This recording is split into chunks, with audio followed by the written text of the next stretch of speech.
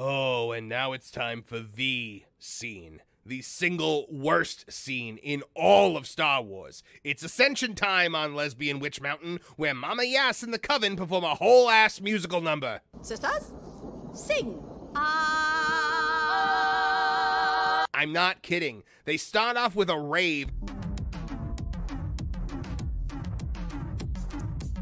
and then writhe around singing and throwing their hands about. Power of one, power of two, the power of many. I put a spell on you, and now you're gone.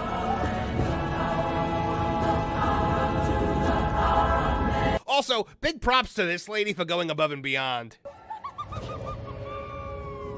Employee of the month right there.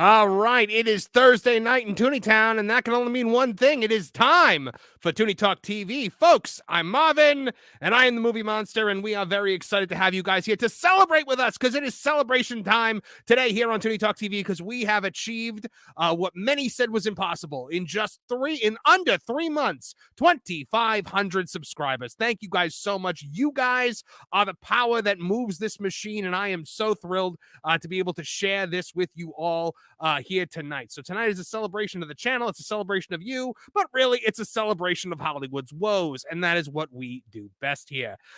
Joining us this week, folks, we have another all-star panel, even more all-star than usual, if that is even possible. Folks, joining us first, one of my regular co-hosts here. She is many things. She is loud. She is opinionated, but more so than that, she's just Trish. Hi, everyone. Hey, Loud and opinionated.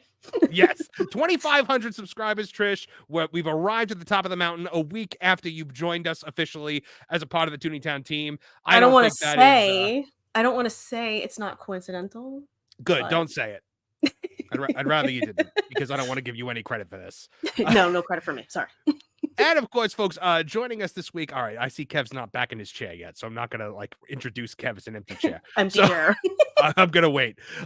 Joining us as always this week, folks, the one and only from his own YouTube channel and That Park Place. You know him, you love him. If you love video games and lost media, you'll love him even more. He's Nolan Thunder.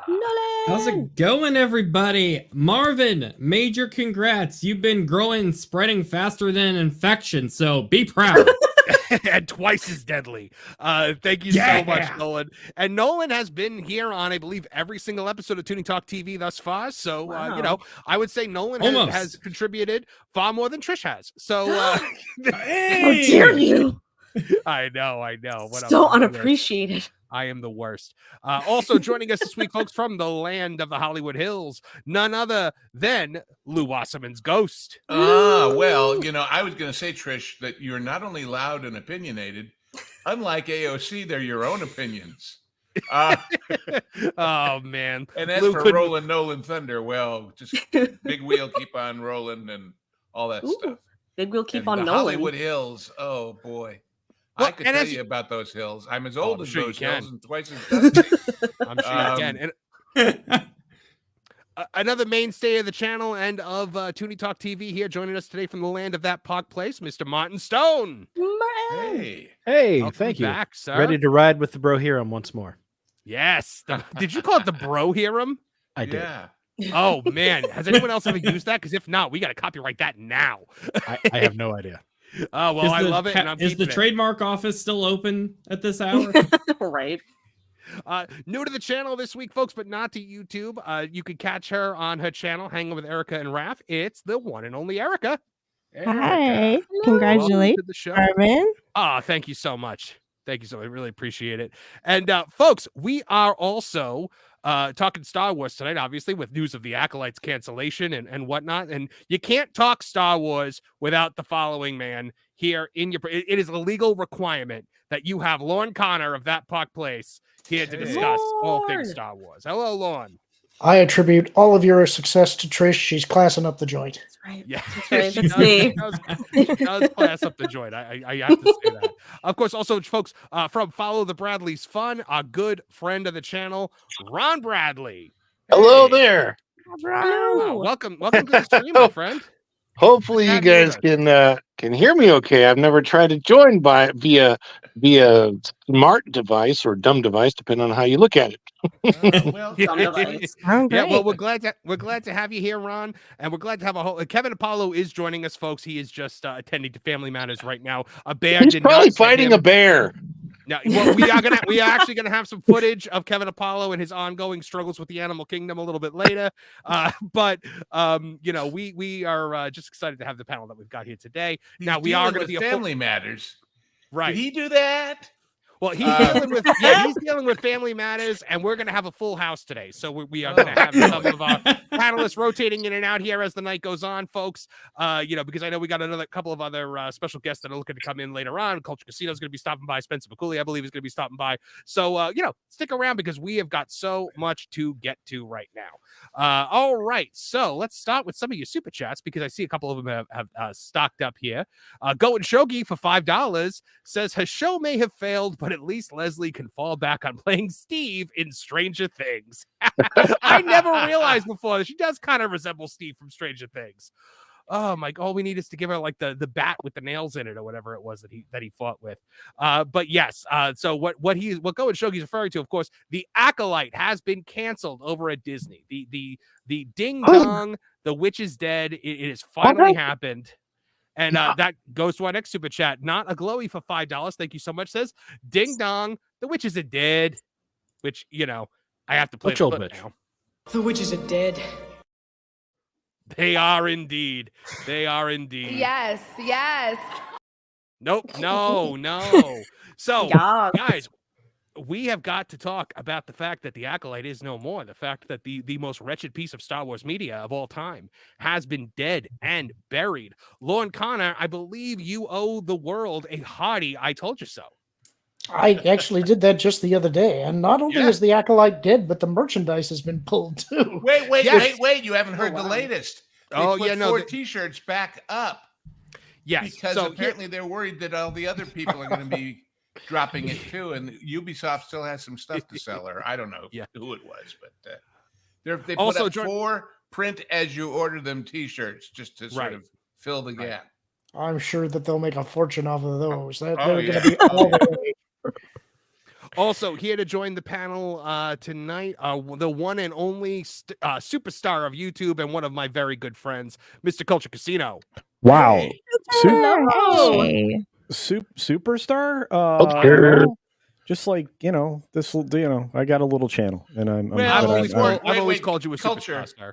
Before you get too big ahead from that, you're a superstar the way that David Sarnoff was when there were no other channels.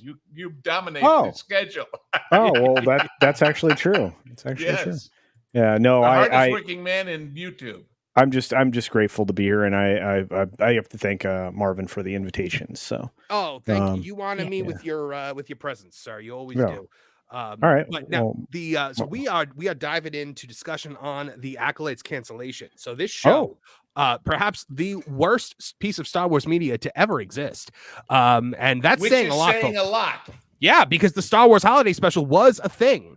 And, but at least the thing I always say about that when people compare it to The Acolyte, I say at least the Star Wars Holiday Special was fun. At least you can laugh at it. At least you can play it. Lauren, go ahead. I know you got something to add on that.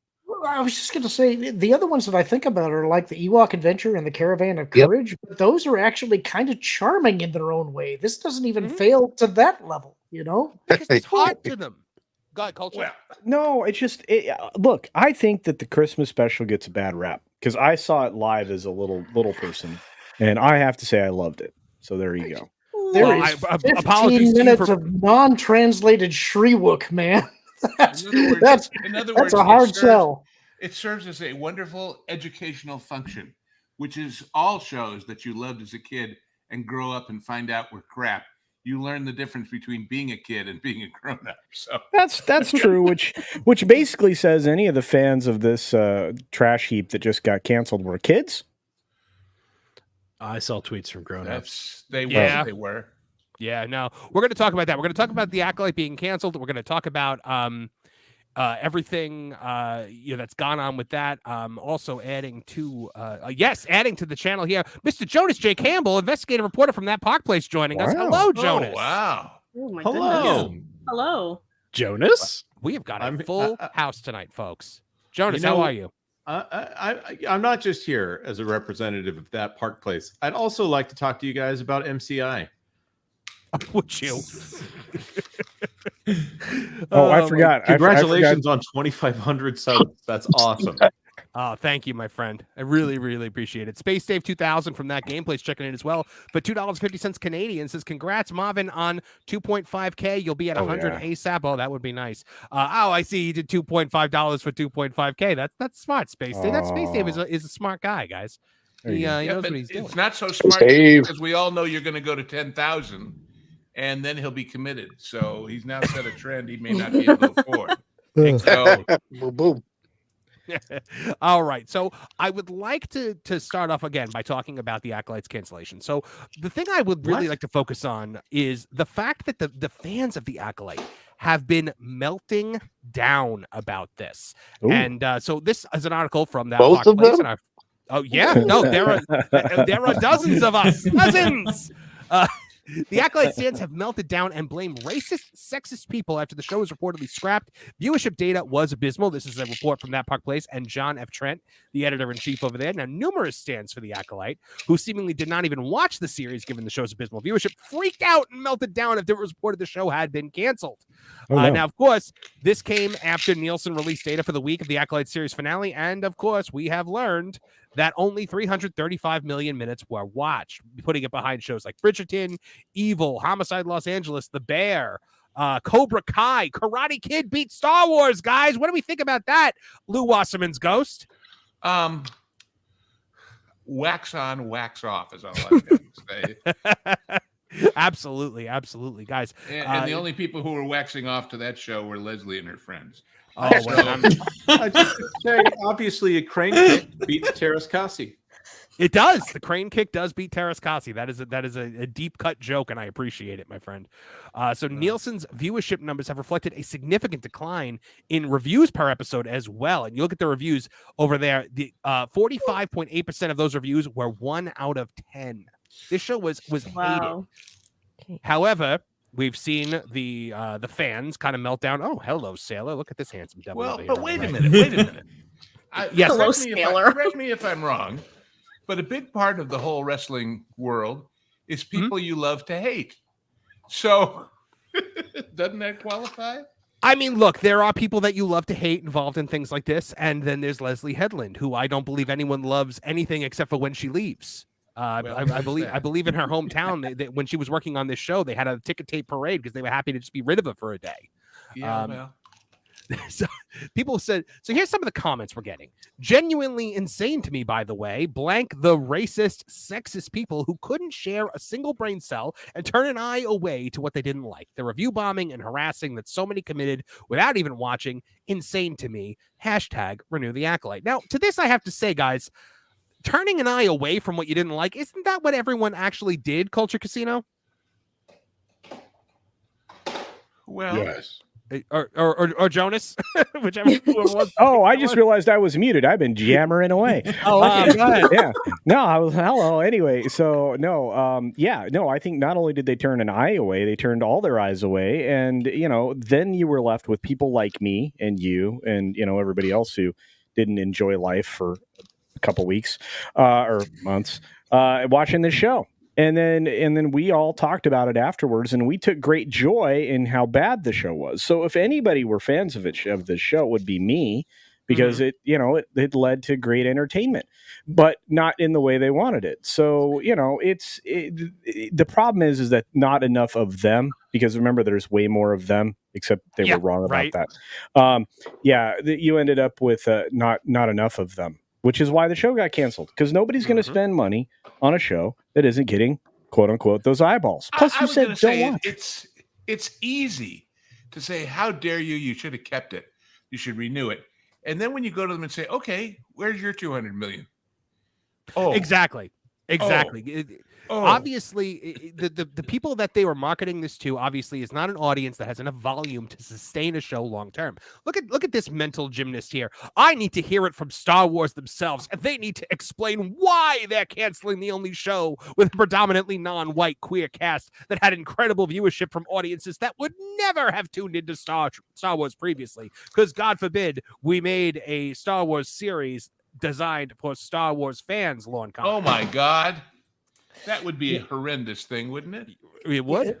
This is the dumbest thing about some of these arguments, is that they're ranting about the fact that we didn't watch, that we're complaining about the show, even though we didn't watch it. I'm speaking for myself here personally, because I didn't.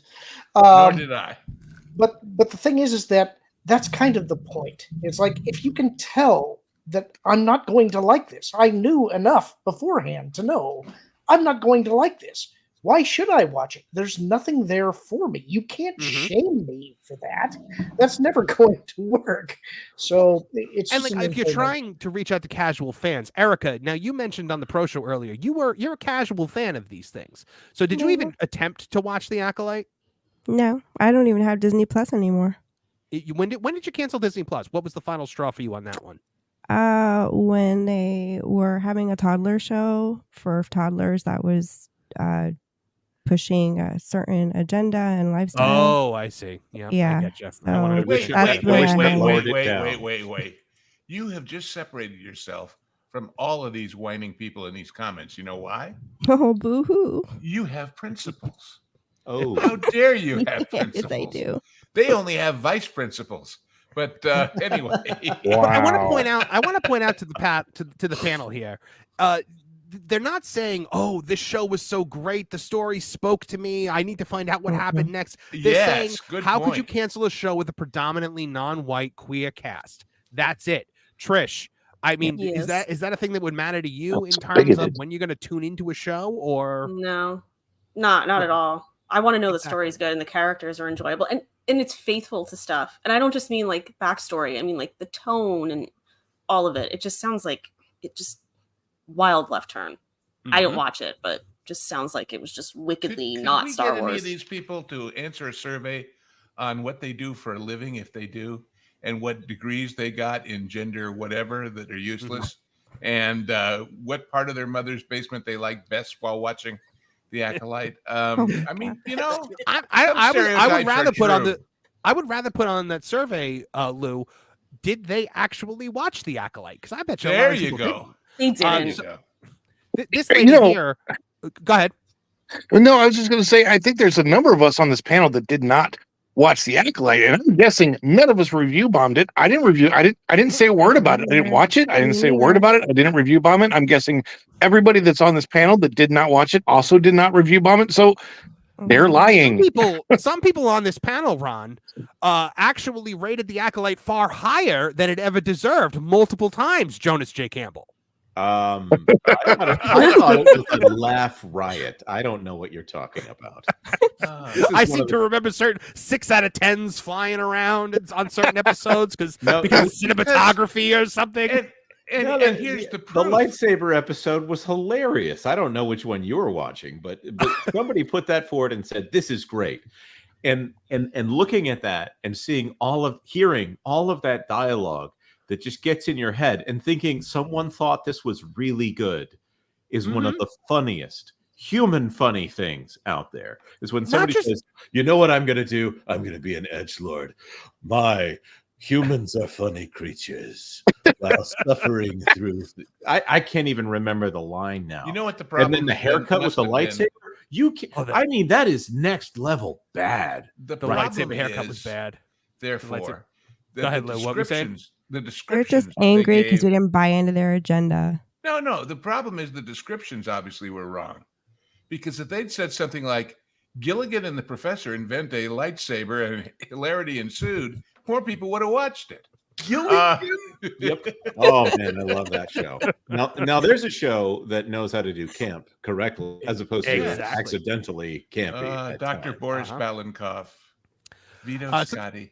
So this lady says, also, this just fuels the toxic side of the fandom into thinking they hate on something enough, they can get it canceled. This is not a W for the community. Community. There's so much irony in these community. Comments. Right. Am Trish, I the only one go that ahead. sees the irony in all of these comments? No, we all do. Because Yeah, it's go ahead, just, Trish. Expand on what you're saying. Oh, it fuels the toxic side into thinking if they hate on something enough, they can get it canceled. It's what they always do, all the time. And it's just the fact that you just don't see it is mind blowing to me. Well, except they're not trying to cancel TV shows; they're trying to cancel people and trying to ruin lives.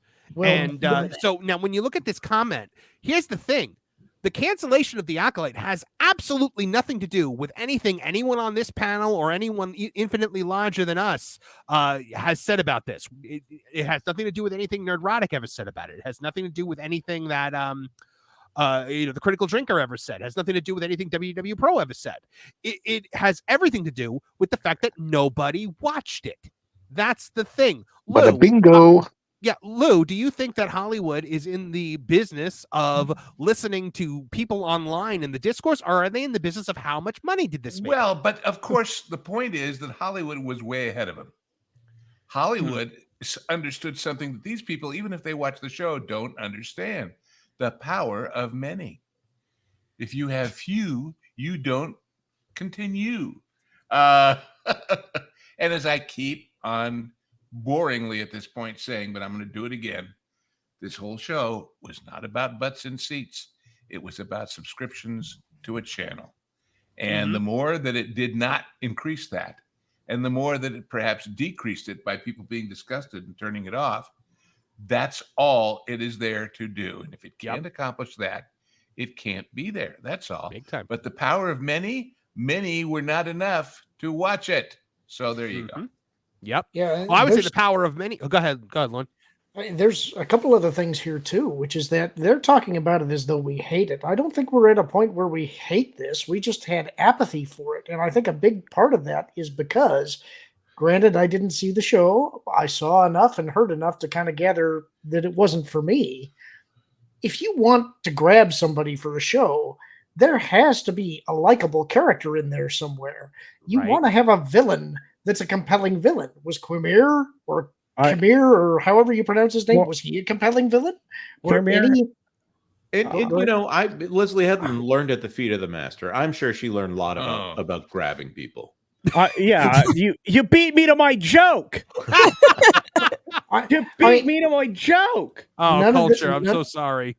None of the Jedi were sympathetic. There was no one there to care about. If you want to have a show that people care about, you have to have people that they care about, and they couldn't do that. They couldn't make one likable character. To do that, Lauren, you as a writer have to be a person who understands caring, real, genuine caring.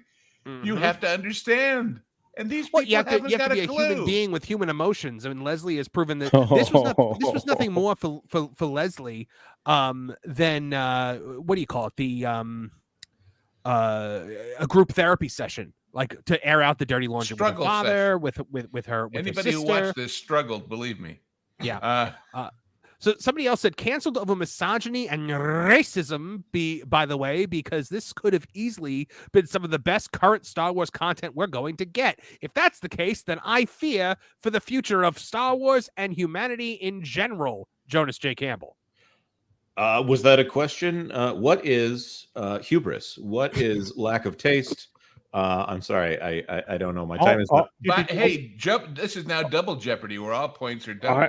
I was going to say that I'll take hubris for 500, Alex. Yes, the show. I mean, the guy who doesn't even speak English gave a better performance than most of the English-speaking cast.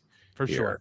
Until they turned him into a a guy who had a weird attraction to a little girl that broke into her house to spy on her. So weird. And and I will say it was two characters and one solid performance split between two characters, making half a solid performance. When I say solid, I mean it was like half a facial expression that they both shared between them. Right. This show was what I would compare to Ether. There's really not much going on, and maybe that's why I rated the lightsaber episode so much higher, because it finally wrong comparison. Wrong comparison. Hey, feces also comes in solid and semi-solid. That's true. Yeah. so does ice cream, for that matter. But anyway, but that one doesn't put me to sleep. Look, they call that Korean pariah, is what you were looking for there. That was the the rain joke. is Tess, the fire is Joe, and the Korean pariah. That's right. Well, I will say that consuming ice cream and consuming episodes of The Acolyte tend to have the same effect on me, if you know what I'm talking about. Oh, so you are intolerant or is something like that, yeah? Well, if you'd ask the people making these comments on Twitter, yes, apparently I am. Oh, my.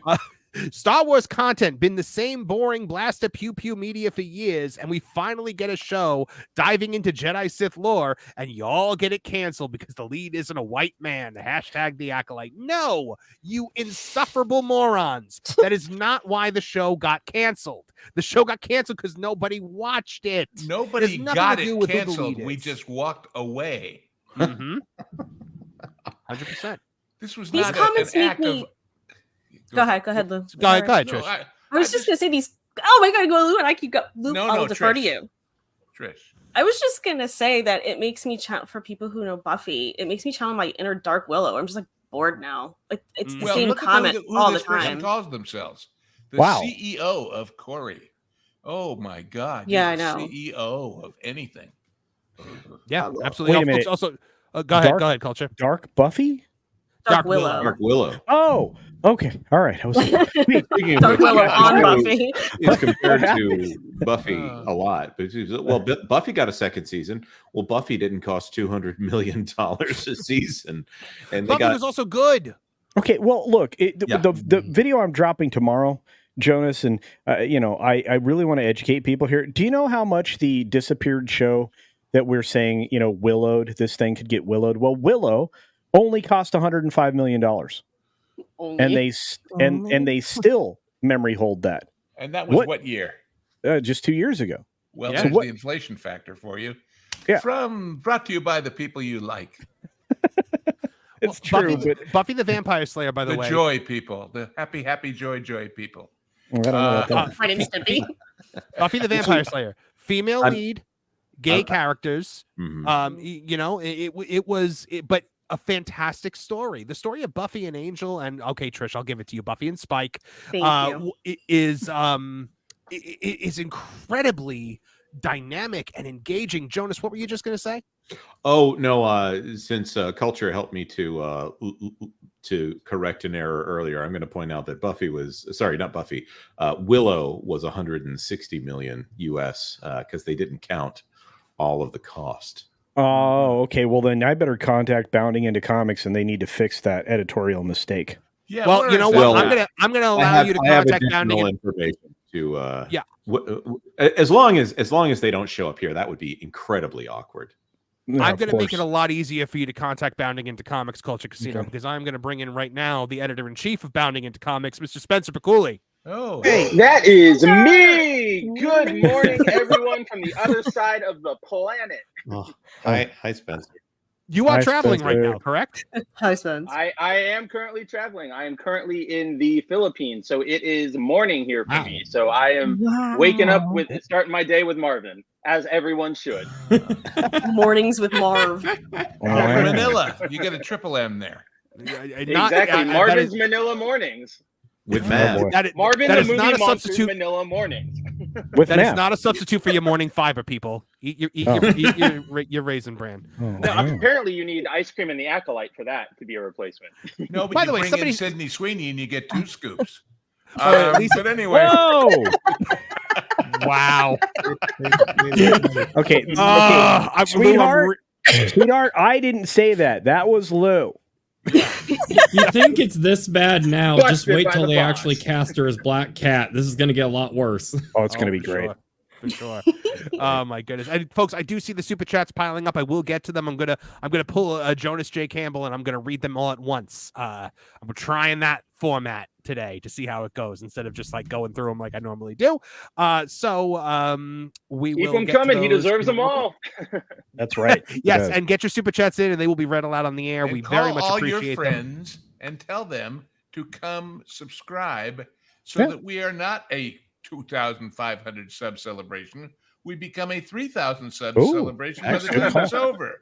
Well, What- yeah, I mean that could what's the happen. We're actual close to count, Marvin? 2,900 right now, so you know it definitely could happen, guys. But okay, back to the back to everything that's being said by these folks over on Twitter about the Acolyte. Yay, the idiots won. That's one of my favorite ones. Well, this guy, this I hate this one. Massive day for incel YouTube channels with under 10K subscribers, making the worst clickbait and problematic videos you've ever seen. Yes, folks, it is a massive day for Marvin the Movie Monster. That guy is the best because if you go and you look at that post, everybody under it is calling him out because they're like, dude, you just hit 10,000 like a month ago. Like, what are you talking trash about?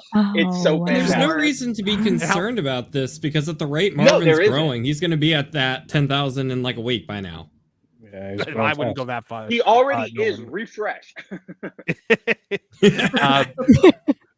Review bombed by idiots who pray to Wikipedia Legends articles from day one, but one of the most interesting and new Star Wars stories in recent years. What a shame! Wow, I've never. Well, okay. What do these people grow up on? Like I don't know. Wikipedia. Man. Well. Go back up a little. Go back up to his name. Oh, The previous guy's name. George. Go back to his full name. Oh, okay. This guy. One more. There. We now know he's one of the sheep. Oh yeah. Of course. George has been sheared of more than his fur. Anyway. There we go. And this guy. I get it. And this guy, he's about the popcorn buckets, not about the movie. Exactly. I mean, these people expose themselves in how they interact. No, that happened on set. Oh no, calm down. Everybody they had an intimacy coordinator. Oh boy. They did have an intimacy coordinator on set. That is true. He's This very was critical The Acolyte to this was show. transformative. I agree. It was transformative. It transformed Star Wars from an evergreen property into absolutely nothing. And It I'll transformed never money into nothing. Exactly. It's like That's alchemy. true. It Here's transformed a person- $180 million into a massive loss. Okay, Here's a person but who's Jonas, desperate that you not forget that they were on the right side. Because Jonas, the what were you show's saying? gone, there's no reason to talk about it anymore. But Well, I'll I just never wanna- regret supporting and screaming. I just sorry about that. I didn't mean to step on you, Lou. Jonas, I just wanted to remind you that they needed the intimacy person, coordinator, whatever you want to call him, because they were going to have Manny Jacinto hanging brain in front of what's her name that plays Asha. So that was only for that scene that it was required. And also Yord taking off his shirt so he could steam his robes. Yeah. Gotta add that one. Oh into the yeah. war. Oh man, I forgot all about that. That's right. That one I had managed to memory hole until this moment. So thanks, Jonas. Right. welcome. Yeah. Seriously. He also used the lightsaber as a flashlight. Hey, look, it shears, flashlights, you name it. I'm all It right just with that one. it's a bug It's exterminating Swiss Army tool. knife. Yeah. These comments. Lisa B in the chat. Are you saying there was an extra hole in that bucket? Dear Liza. Oh my goodness. Martin Stone, what were you saying? Well, I don't know if I can follow that up. But does anybody remember, let's say, 20 years ago, 15 years ago, when every once in a while some Christian movie would come out? This is exactly the way people who supported Christian movies back then talked. If you don't support this, you don't support that. If if you don't go see this, there's never going to be another Christian movie ever made. Right. You have to go see The Passion. Like, But Right. the difference was that the Christian people all rented buses and bought out the theater for a show. These people They don't have actually enough showed people- up for it. Yeah. Yeah, they These brought people don't business have with enough them. friends to rent an Uber to go to the theater. Right, but if you're ever over at somebody's house and they didn't have a vast movie collection except for like what was that one about the rapture? Left Behind. Oh, Left Left Behind. Beyond or Left Behind. Yeah, and so that's all you got to watch. Did they ever finish and that? Like, wasn't that supposed to be like an 8-movie series, and they just like stopped at like? I know 3? it's a book series. I know it's a book series. I never it's watched a long book series. And they remade one with Nick Cage, but Yeah. my point Oh, is, Lord. you watch No pun intended. you watch that stuff and you're like, this isn't that good, but do I hate Jesus if I say it? Uh-huh. Yes, you do. Apparently, I don't believe I ever questioned my faith over whether or not I liked a given film. But okay, exactly. Put it this I way. question my Put it this way. faith When in you a guys franchise. see a Marvel, movie, do you automatically hate the source material? There we go. Exactly. It's Well, so. I'm trying to remember which of the famous Jesus movies in the old days was Jeffrey Chandler as Jesus. But the story goes that he was very, very devout, and he was very, very upset about the script, varying from the Bible in places. And they called a big meeting with the producer and the writer, and he was complaining that they had rewritten the Sermon on the Mount. And he asked this writer, "How dare you rewrite our Lord?" And the writer, the Hollywood writer, said, "I thought he sounded a little pushy." Sure, there's True that, story. I guess. So there you go. But I I kind can of have want to. Hollywood over this one any day. I'll tell you that. Martin's comment though really feeds into something that I want to touch on here, because look at this comment here. I'll never regret supporting and screaming at a show that made so many women, queer people, and POC feel seen in a narrative that is normally so white and male centric. The cast and crew created something beautiful and something loved. If you are basing your life on something like this, if you cannot feel seen in your existence without somebody who looks like you being on a television screen, I don't know what to tell you, man. Your life is probably not great. I don't understand people who like the guy that plays the black elf on Rings of Power was just recently like, I know that I've done Ismael such a Cordova. Yeah. He's done like this big like service for humanity. Like, come on, man. Like, you were in a TV show. You stood in front of a camera and you pretended to be somebody else. Like, stop it. Can we really the best part stop about hanging him our in lives on particular? this? The best part about Cordova in particular is there is an interview he gave in the lead up to the release of season 1 of Rings of Power, where somebody's asking like, "Oh, what was your experience like as a kid? Like, did you ever watch Lord of the Rings? Blah blah blah." And he straight up says, like off the cuff, and I think his like programming breaks. He's like, "Oh yeah, when I was growing up, I loved Lord of the Rings. Like, I always identified with Legolas." And he like stops because he realized that he just like shoots the entire narrative of what he's trying to say in the foot. And then I don't remember what he does exactly, but he tries to recover, and he's like, "Oh, but now I'm giving so many other people the chance to see them." And I'm like, "Oh, you totally, yeah, just blew the lid open on how fake all of this is." Exactly. It is ridiculous of an argument to make. And especially when it comes to the Lord of the Rings, I can go on forever. Look at this one. The Acolyte getting canceled. Lord of the Rings, directed by Zack Snyder. Go, Marvin. Oh, stop it. Those movies are long enough without 8/10 of it being in slow motion. The Acolyte getting canceled because incels couldn't handle a sexy black girl and sexy Asian man serving evil villainous romance. Jonas J. Campbell, evil villainous romance. There would have to be some form of romance. They just kind of end up holding hands in this show. Also, I can't keep track of which of them actually had the romance. Yeah, right. A fine romance with no kisses. Remember this? I'm trying to think of anyone who actually had an emotional arc in this show. No, I had one. That's true. You were angry on finale night. I was not happy. Following Culture Dazzled Casino's it, man. emotional arc was more engaging than the show. I will say that. Oh, that's These people at Disney screwed up the emotional arc of the Covenant, for God's sake. Oh, it's true. So So now there's another story regarding the Acolyte so now we're going to read the story, but then there's a update to it.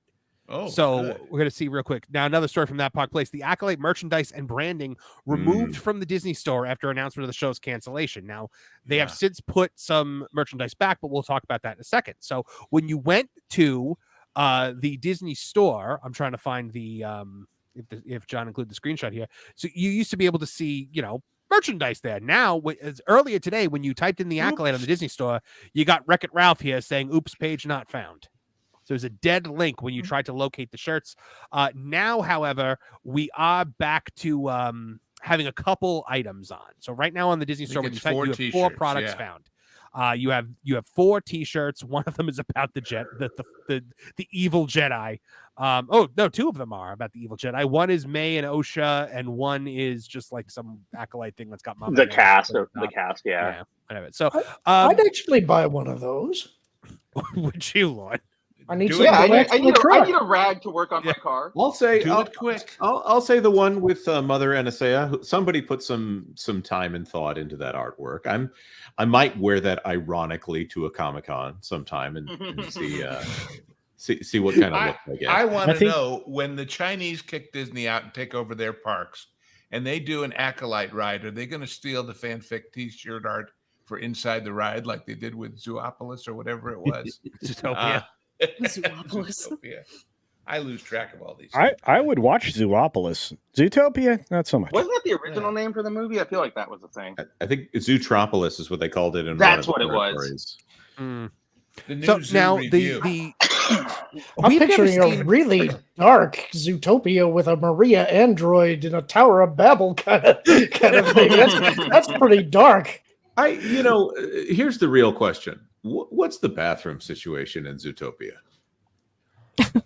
That's a very good question. How are things in Glockamora while you're asking questions like that? I mean, you got mice, you got buffaloes. I imagine there's that's a good question. Got to be various sized toilets, right? Well, they have a very special plumber. His name is Noah. He's done it all before. This is a more important question than the question of the plot of the Acolyte. Would anybody else watch a Tim Burton directed Zootopia live action remake? Photorealistic animals and all that. I mean, yes. No, because I'm sick of Tim Burton. Dutch angles, German expressionism. I'm gonna say something. I'm gonna say something very controversial, and I'm gonna make myself a solo layout for a second so that none of you get the flack for this. I hate Tim Burton. My man, no, put me back on the screen. I cannot stand Tim Burton or any of the things that he does. He had one good idea in the 80s, and he's no forever. I think Edward Scissorhands is crap. I think that I don't care for Beetlejuice. Go ahead, Jonas. What are you saying? I said Pee-wee's Big Adventure was great. I don't know what you're reacting so. Pee-wee's is good too. Batman. I'm also going to point out that Tim Burton has already had his chance with live action remakes of 2 Disney franchises. One of them being Alice in Wonderland, and the other being Dumbo. I want to ask a question, Marvin. Go ahead, Lon. Have you ever seen Big Fish? I have not seen Big Fish. Oh, yeah. That's a good Tim Burton movie. I think you might like that one. That's true. Something that changed my opinion on Tim Burton was Charlie and the Chocolate Factory. Head trauma? No, changed it in which direction, Martin? Away from. Okay. Because I liked Vincent, I liked Pee-wee, the Batman stuff. Obviously, I liked, but when he couldn't control himself with the German expressionism in the normal everyday world scenes in Charlie and the Chocolate Factory, he should have saved that for once you're in the chocolate factory, not when you're in the outside world. Yeah. If he had dialed that back and made a real difference in the way he shot it, that really would have shown craft as a director. So what you're saying is, Augustus, there's room for later. Yes. Him trying to promote German expressionism is like Leslie trying to promote anti-Jedi lesbianism.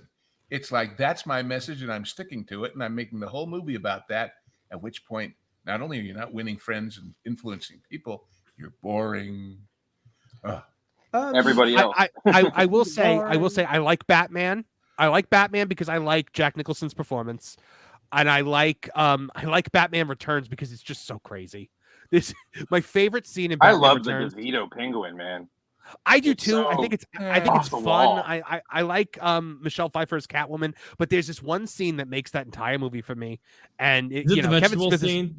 No, Kevin Smith has talked about it in the past. It's a scene. He's in the bat skiff and he's in the tunnels underneath Gotham, and a penguin fires a rocket from a backpack at him, and he dodges it. And Michael Keaton has this nuanced moment where he looks back over his shoulder and he's like, "Did I almost just get killed by a freaking penguin?"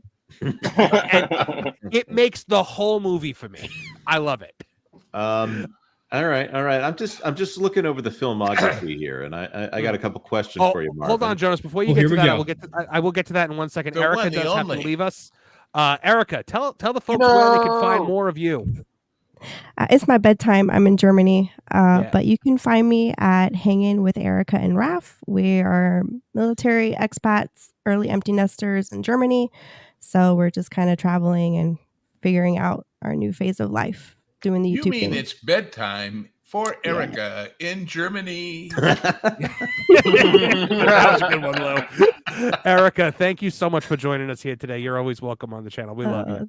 Thanks for having me and inviting me, and all the best to you and your channel. And that is amazing. Watch what she does and read what she writes, because this is a lady with some really, really, really good insight. Yes. Oh, well, May I thank say. you, Lou. I take that as a big compliment coming from Well, you. it's meant to be, and it's true.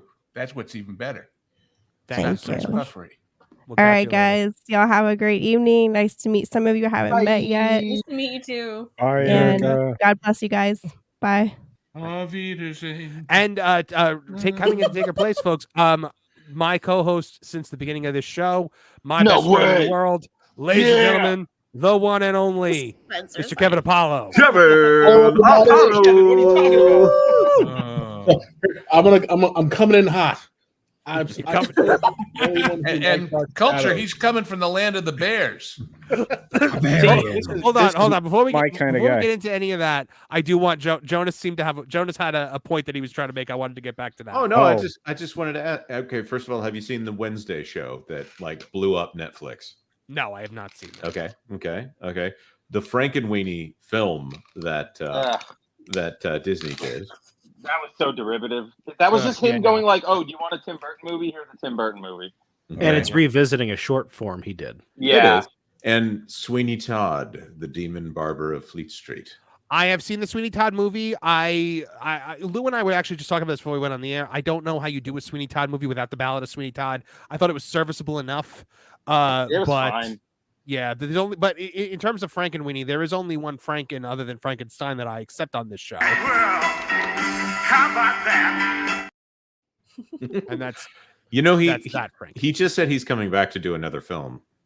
Isn't he in like good. a wheelchair and like partially paralyzed? Yes, but he's doing. I think it's called Steam. Oh, Tim. But he's going to do a film, and he's amazing. I love him to death. He's amazing. Martin, In what the were you saying? comments, we have people bringing up Nightmare Before Christmas, which I'll point out is not Tim Burton directed. Yeah, Exactly. It's not Tim Burton Yep, correct. that's It's his, not Tim Burton like, directed. Also, vision. also overrated. So I'll say that. It's, also, it's so. Do you guys? When was the last time you guys watched that movie? It's so short. It's like an hour. minutes. Yeah. Dumbo's also super short. My opinion of Nightmare Before Christmas has stayed consistent, and the market has gone up and down on its opinion of Nightmare Before Christmas. I'll say Danny Elfman and Henry Selick and Tim Burton all consider that film to be their film, which is hilarious because Danny Elfman said to Henry Selick, "Thank you so much for working on my film." to the director of the film, and Tim Burton obviously Now, slapping his name on that thing. Can I say that's a good attitude to have when you're making it, but you shouldn't put it out there in the world. Seriously. Exactly. Everybody should think it's their film because that way they give their all to it and they really, really do great work if they really have that 24/7. Of course, on the bad days, it's his film. It's not my film. Moving on. So back to the Acolyte and the issue with the merchandise. Now we got those shirts back. However, I will also point out the Acolyte action figures have kind of just hit toy stores and Targets and Walmarts around the world. You can't buy any Acolyte action figures on the Disney Store website. That's not common. I mean, typically you should be able to buy toys and plushes and whatever, but again, you can currently buy a replica of the dagger that Rey used in the Rise of Skywalker to find the Sith holocron, and it even glows. You can buy that right now. You can't buy an Acolyte action figure. Spencer, not a holocron. Spencer, not a holocron. Yeah, I know. Lauren had to sound up. I know. I expect Spencer to understand marketing better. You mean the dagger that's ancient, but also has the thing from only like 40 years ago in it? Perfectly matches up with the wreckage of the Death Star. You heard it here first. They're putting it together with the unused glassware from the Galactic Star Cruiser for a Christmas box.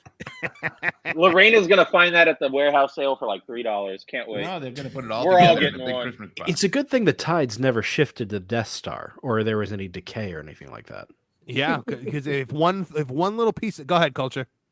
No, I mean that's an excellent point. I mean, you know, there's so many things that were broken in that. The knife could be broken in 1,000 different ways. They left themselves open to so many different plot holes that any thinking person would see that, right? I mean, not to mention the fact that the shell of the Death Star still exists on a planet that's not Endor, which doesn't make any sense either. That wasn't Endor? No. Wait, was that Exegol? Not the moon of Endor? No. I think it was Kijimi, or may have been the other. No, planet. Kijimi is the drugs planet. Hold on, I'll find it. Where? What? See, I kept calling that planet Exorcist and not Exegol for a long time. Kef Beer. Sorry, it's Kef Beer. I thought Kessel was the drugs planet. O'Doul? Kessel is the drugs planet. Right, which that's where spice comes from. If you think about it, that makes Han a drug runner. So wait a minute. So if Kessel's the drug planet, is Kef Beer the beer planet? BIR. Oh, okay. Well, wait. BI. No, that's German for beer. It is BIER. Oh, yeah, that's right. BEIR. Yeah. IER. And that's is it Australian butter flavored for by beer. any chance? Johnny Cage. No, it's not.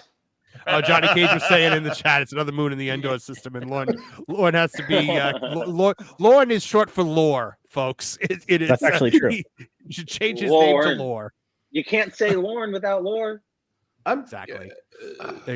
Okay, so now I've never seen them just wipe a show out of existence like this. Now, they did not announce that Obi-Wan Kenobi was canceled. They did not announce that Book of Boba Fett was canceled. They announced that this was canceled. This is. And they're going. I'll tell you why. Yeah, go ahead, Lou. I'd love to know why. Leaked that it was canceled. This is virtue signaling to the investor class. This is saying we get it, we screwed up, without Bob having to step forward and say, I get it, I screwed up. This is honest to God, guys. We really mean it. We're not going to make this kind of crap anymore. Please, please believe us. It really is. Well, otherwise, there's no reason. And with wiping out the merchandise, I'm just laughing. Yeah. I thought that wiping out the merchandise was another step, an excessive step, to the point where I was like, is something about to come out about somebody involved in that? I'm not making any accusations, but I'm like, this seems like an awful long way to go just to wipe a show out. I mean, like, are they trying to distance themselves from this now? Are they going to wipe it out the way they wiped out Willow and take it off completely and just take the tax write-off? Because that might be the getting best way Hillary's hitmen to go after Leslie? Well, I think they're really embarrassed by the viewership numbers. I think the fact that it dropped off after episode 3 and only came back for the finale and had the lowest numbers so of Star Wars series ever, that's the worst kind of news that you could get, because they made such a big deal out of this show. And they spent so much on it. Well, and it proves that a certain amount of the viewership in the second or third episode was people who heard all the terrible, awful things about it and said it can't be that bad, and thought, and if it is, it'll probably be funny. And then they watched it and said, no, it's that bad, and no, it's hold not on, funny, guys, and one goodbye. at a time. Culture Casino. What were you going to say?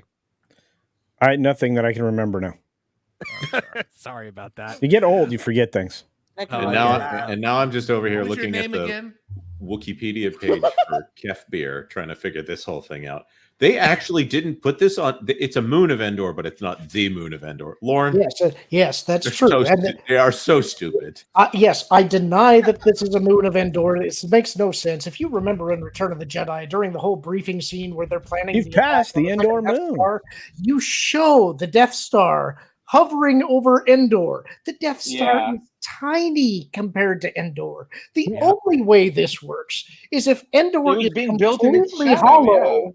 It is completely hollow, has no gravity field, and Kef Beer is either super massive or super dense. In which case, you're not going to have oceans like that, folks. You're not going to have grass, or you're not going to be able to move around either. What if it's at a Lagrange point? Well, then clearly there has to be another moon. There has to be a moon for there to be. What a if Goku Lagrange was there? If it's a Lagrange point, then ZZ Top must appear. Yes, and yet you got my joke. Every joke culture wants to make somebody gets before him. I was going to say, I'm glad that you all were not around in my day when we had Mooney Moolah, the planet that was aluminum spelled backwards, full of robots on Rough and Ready. Well, we did have the fabulous Moolah, but a little said that's about her another is story, probably for yes. the best. That's a whole other story. Oh, the can of No, worms. Professor Let's get to Peach some Fuzz super and Rough and chats Ready here, went folks, to- because our wonderful audience has been super yeah. chatting along, and we have been ignoring that, and that is not right. So, forklift Let's hear what the talk folks have to say.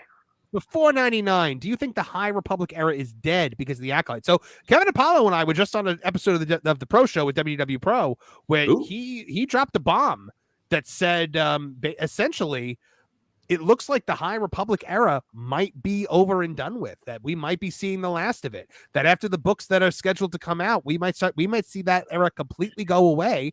And Lorne Connor, I'm sure that's great news to someone like you who probably hates the High Republic. Well, I don't really care. My understanding is that they had about 3 phases of the High Republic. I believe they're in the 3rd phase now.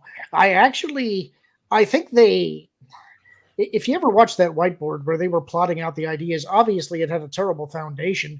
It did have a couple of ideas that were interesting. They just took them all in the wrong direction, and again, didn't know how to do characters. So I think that ultimately the High Republic is going to be completely irrelevant in the story of Star Wars over time. It'll just be Is this forgotten. the whiteboard that had dinosaurs written multiple times? It had diversity written multiple times. Dinosaurs only came up once. What do they have against diverse dinosaurs? Sentient rocks and ships called the Vessel. Uh-huh. The Vessel. Yeah. Yeah, the people at Lucasfilm also have Luke Skywalker's face with a giant red X through it. So we all know how that goes. Can we have JP Chekhov deliver that line? Wessel. I have JPS found for the $10 nuclear says Nuclear vessels.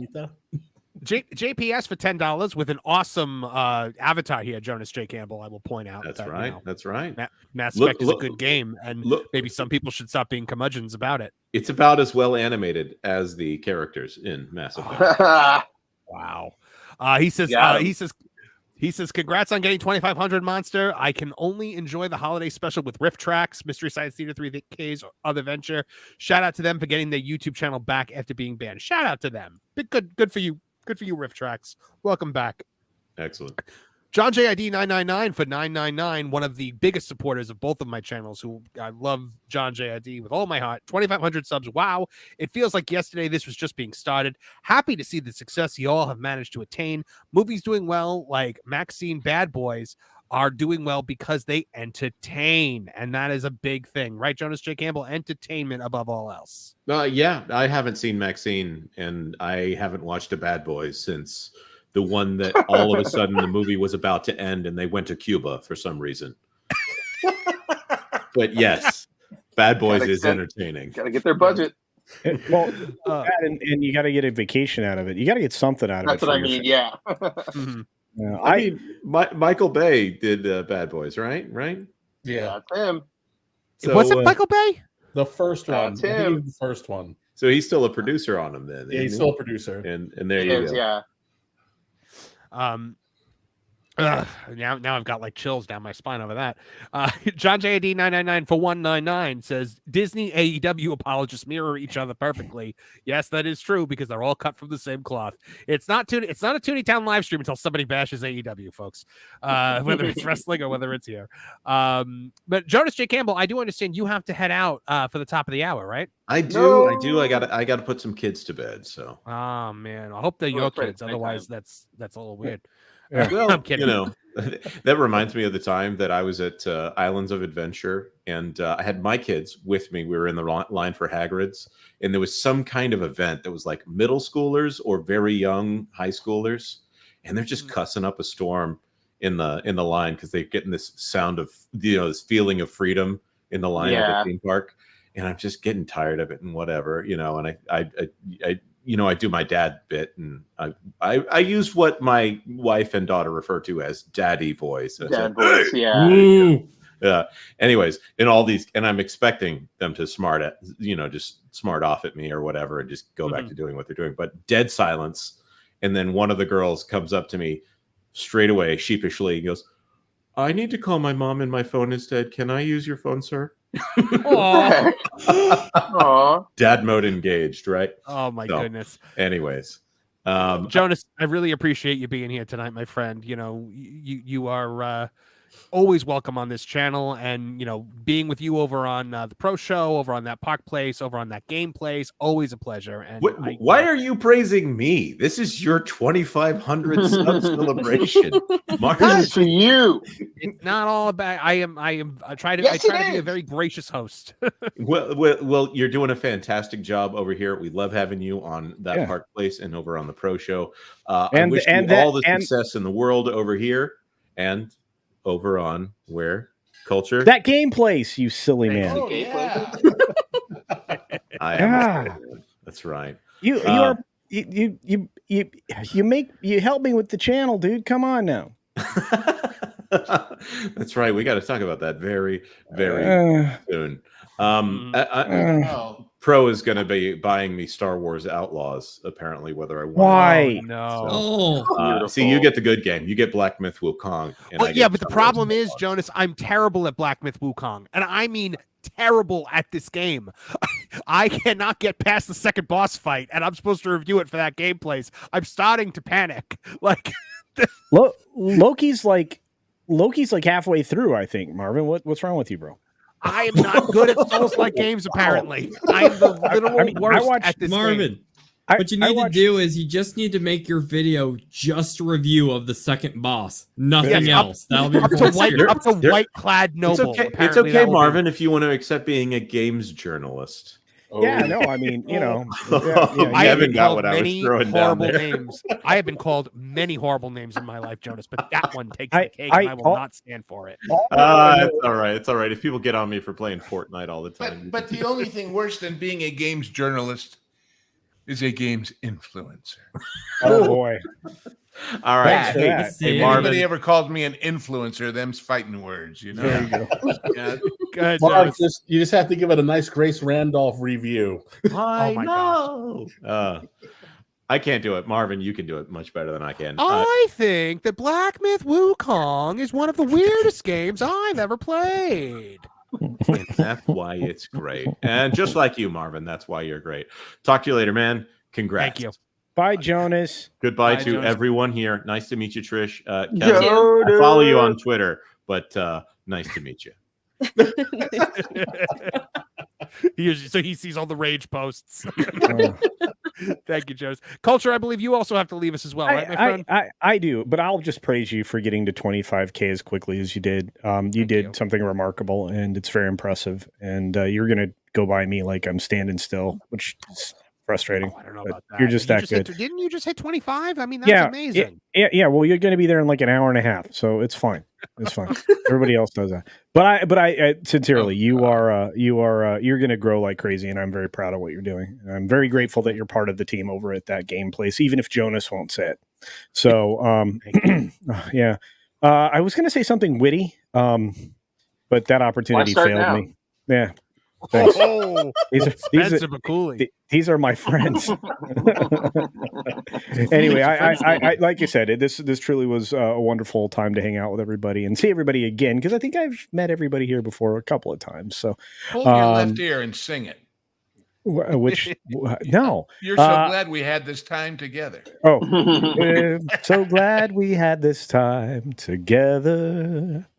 Just to get me off the show right now. You actually have to drop me to the back so I can finish uploading. So, all right, thank you so much, man. I really appreciate you being here with us tonight. Thank you. You know, speaking of that game place, Kevin Apollo is currently vacationing in that gay place. Tell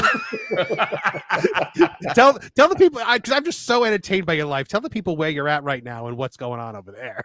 I am in the beautiful Truro, Mass, which is located in Cape Cod, just a mere 20 minutes away from P-Town or Provincetown, which apparently during the summer is a lightning rod for all things alphabet.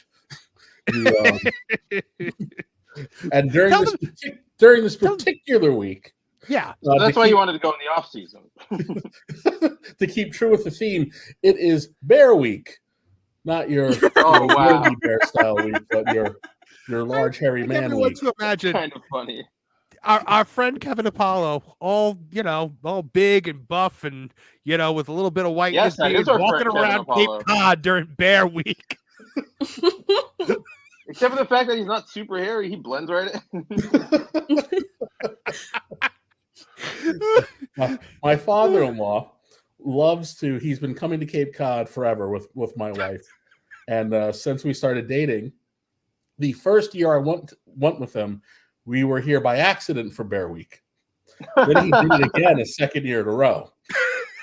The second year in a row, I drew the attention of a drag performer named Miss Richfield 1989. Miss Richfield would pursue me for the next 4 years. What? Until I finally gave in and participated in the show where she made me take off my shirt. But to get my father-in-law back, I pointed him out in the crowd and said that he would also want to participate. Nice. And us during Bear Week. Nice.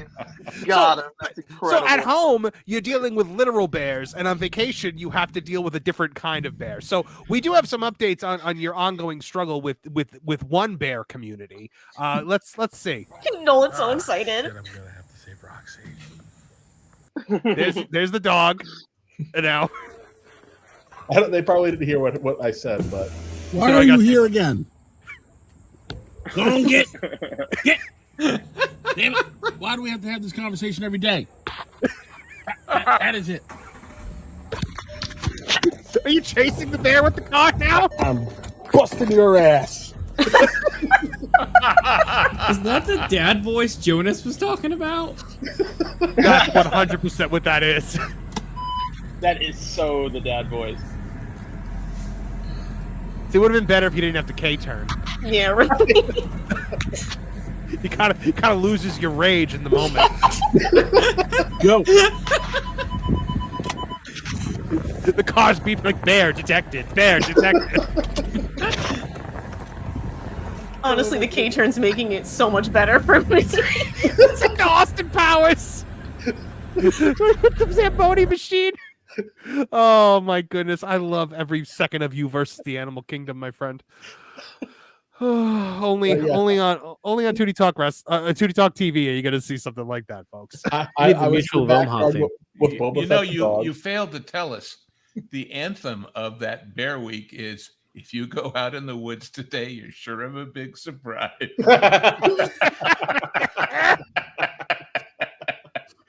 You better go in disguise. Back to the Super Chats. Johnny Cage for $10. Marvin, congrats on 2,500 subs. It seems that Lucasfilm is becoming AEW. Low viewership, bad stories, biased news outlets, and fans that attack anyone who criticizes it. That is a very apropos statement, Johnny Cage. And you were always my favorite Mortal Kombat character other than Scorpion. So your second favorite. Sub-Zero, though. Yeah. John Sub-Zero's a murderer. John JID 999 for 199. My chats are covering 3/10 of the cost of All In. That's because over on Tooney Town Wrestling, we are going to be doing a live stream during AEW All In this week, and the last of my sanity might go. Plenty and Pixel Art for $10. The Charlie and the Chocolate Factory remake was horrid, and they ended in a way that absolutely ruined any chance of finally bringing the sequel to the big screen. Yeah, that is true, guys. We never got Charlie and the Great Glass Elevator in any form of media, and that shocks me. Because, you know, you have another thing in this IP that people seem to love to go in mind. We just got a Willy Wonka prequel, but we've never gotten the Great Glass Elevator. And you never get to meet the Vermicious Canids. Exactly. Oh, goodness. Alejandro Melendez for 199. This guy loves his black girls, but hates the Acolyte. Good for you, Alejandro. keep it real, my man friend. knows what he likes. Yep. He knows what he likes, and more importantly, what he doesn't like. And I respect him for it. Johnny Cage for $10 says, "Hey, Kev, my brother lives in Provincetown, and the fishermen have a great sense of humor about where they work. One boat has a sticker that says gayest ride in P-Town." Oh, my goodness. All right, guys. Plenty of Pixel Art saying Nightwolf is the best. No, he's not. Nightwolf not is even close. Ryan Matheson for 199. He says, best part of Kevin's story was watching Lorne laugh. Yeah, I agree. I was watching Lorne the entire time. Lorne was crying. Lorne was dying. It was great. I'd much rather see those bear videos. I'd watch the whole thing. Okay, so speaking of bears and whoa, things that whoa. Yeah, no, and I mean it in the way you think I mean it, Spencer. We need to talk about what's going on with X-Men 97 showrunner Beau DeMayo. Yeah. Oh boy. What a segue. Oh boy. X-Men 97 showrunner Beau DeMayo's attorney denies allegations that he sent nude photos to staffers by John Trent over on that Park Place. So we covered this on the channel the other day. Beau DeMayo left X-Men 97, or he was let go from X-Men 97, and Marvel was very gracious about it. They were like, "Oh, he's such a great talent, and we hate that he's leaving us, but it was a mutual parting of the ways."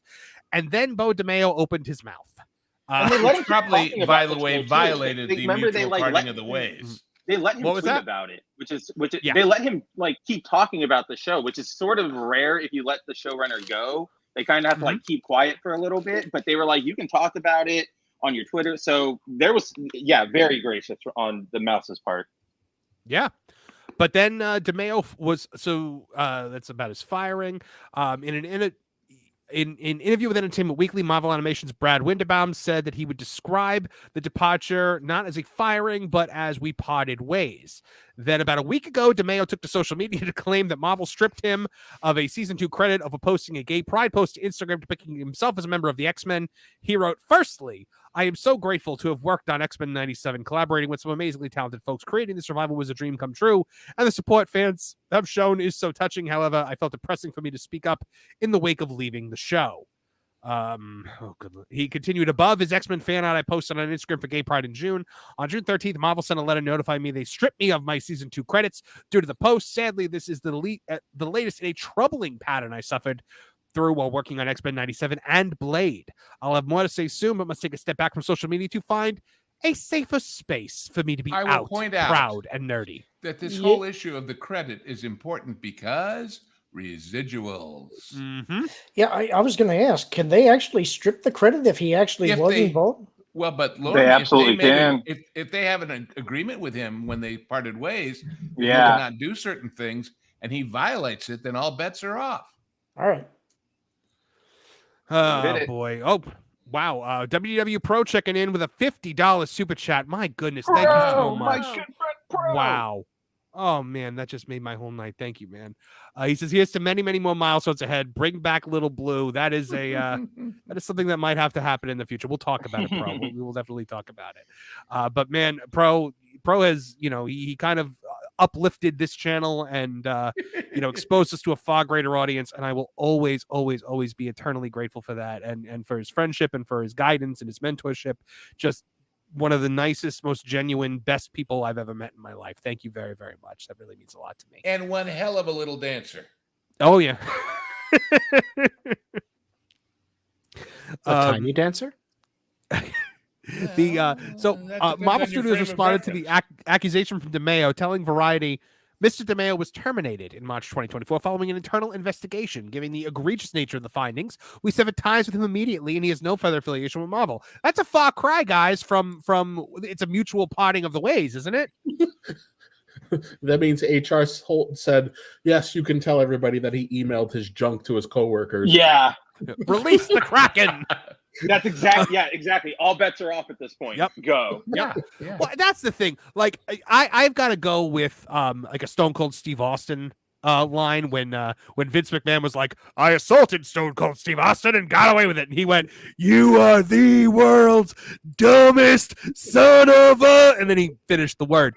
But this is Beau DeMayo in a nutshell, because they were leaving him alone. They were letting him leave with his dignity, and now all of a sudden he opened his mouth, and they are going to drag him, because very soon after this, now Disney themselves didn't say it, but following this, DeMayo's lawyer informed Deadline, having much experience with Disney, the playbook is always the same. Family-friendly on the outside, but secretly attempting to plant illegal, unconscionable items in contracts that silence the truth and stop the employee/customer from asserting basic constitutional rights. He added, as we will explain through detailed examples, which we will roll out in detail one by one, Disney's model is very clear and a repetitive, illegal pattern.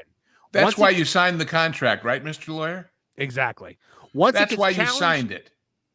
Exactly. If it was so illegal, why would you take it on?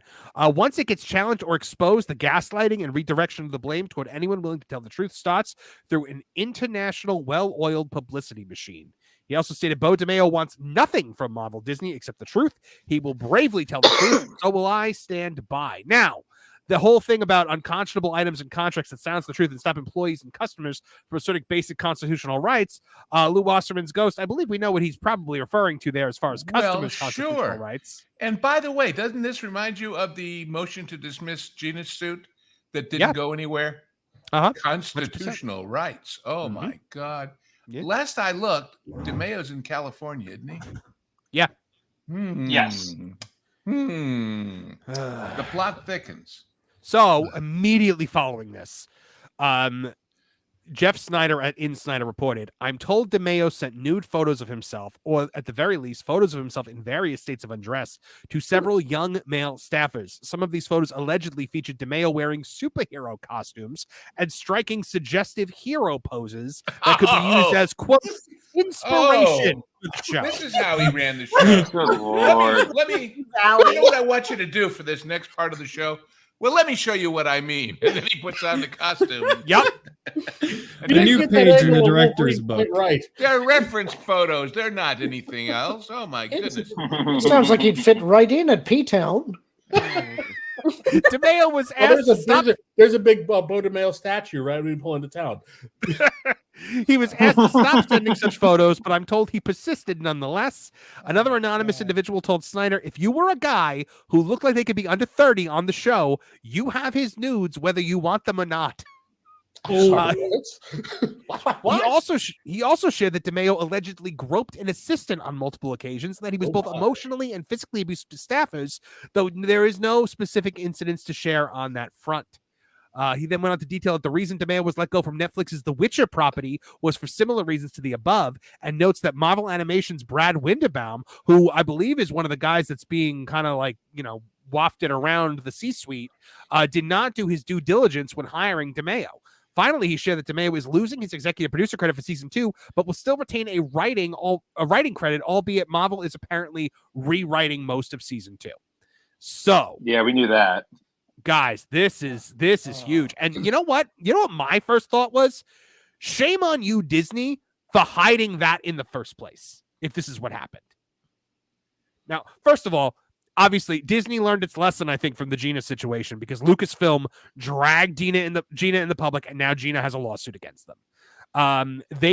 Disney did not outright say this stuff, but guys, let's be honest here.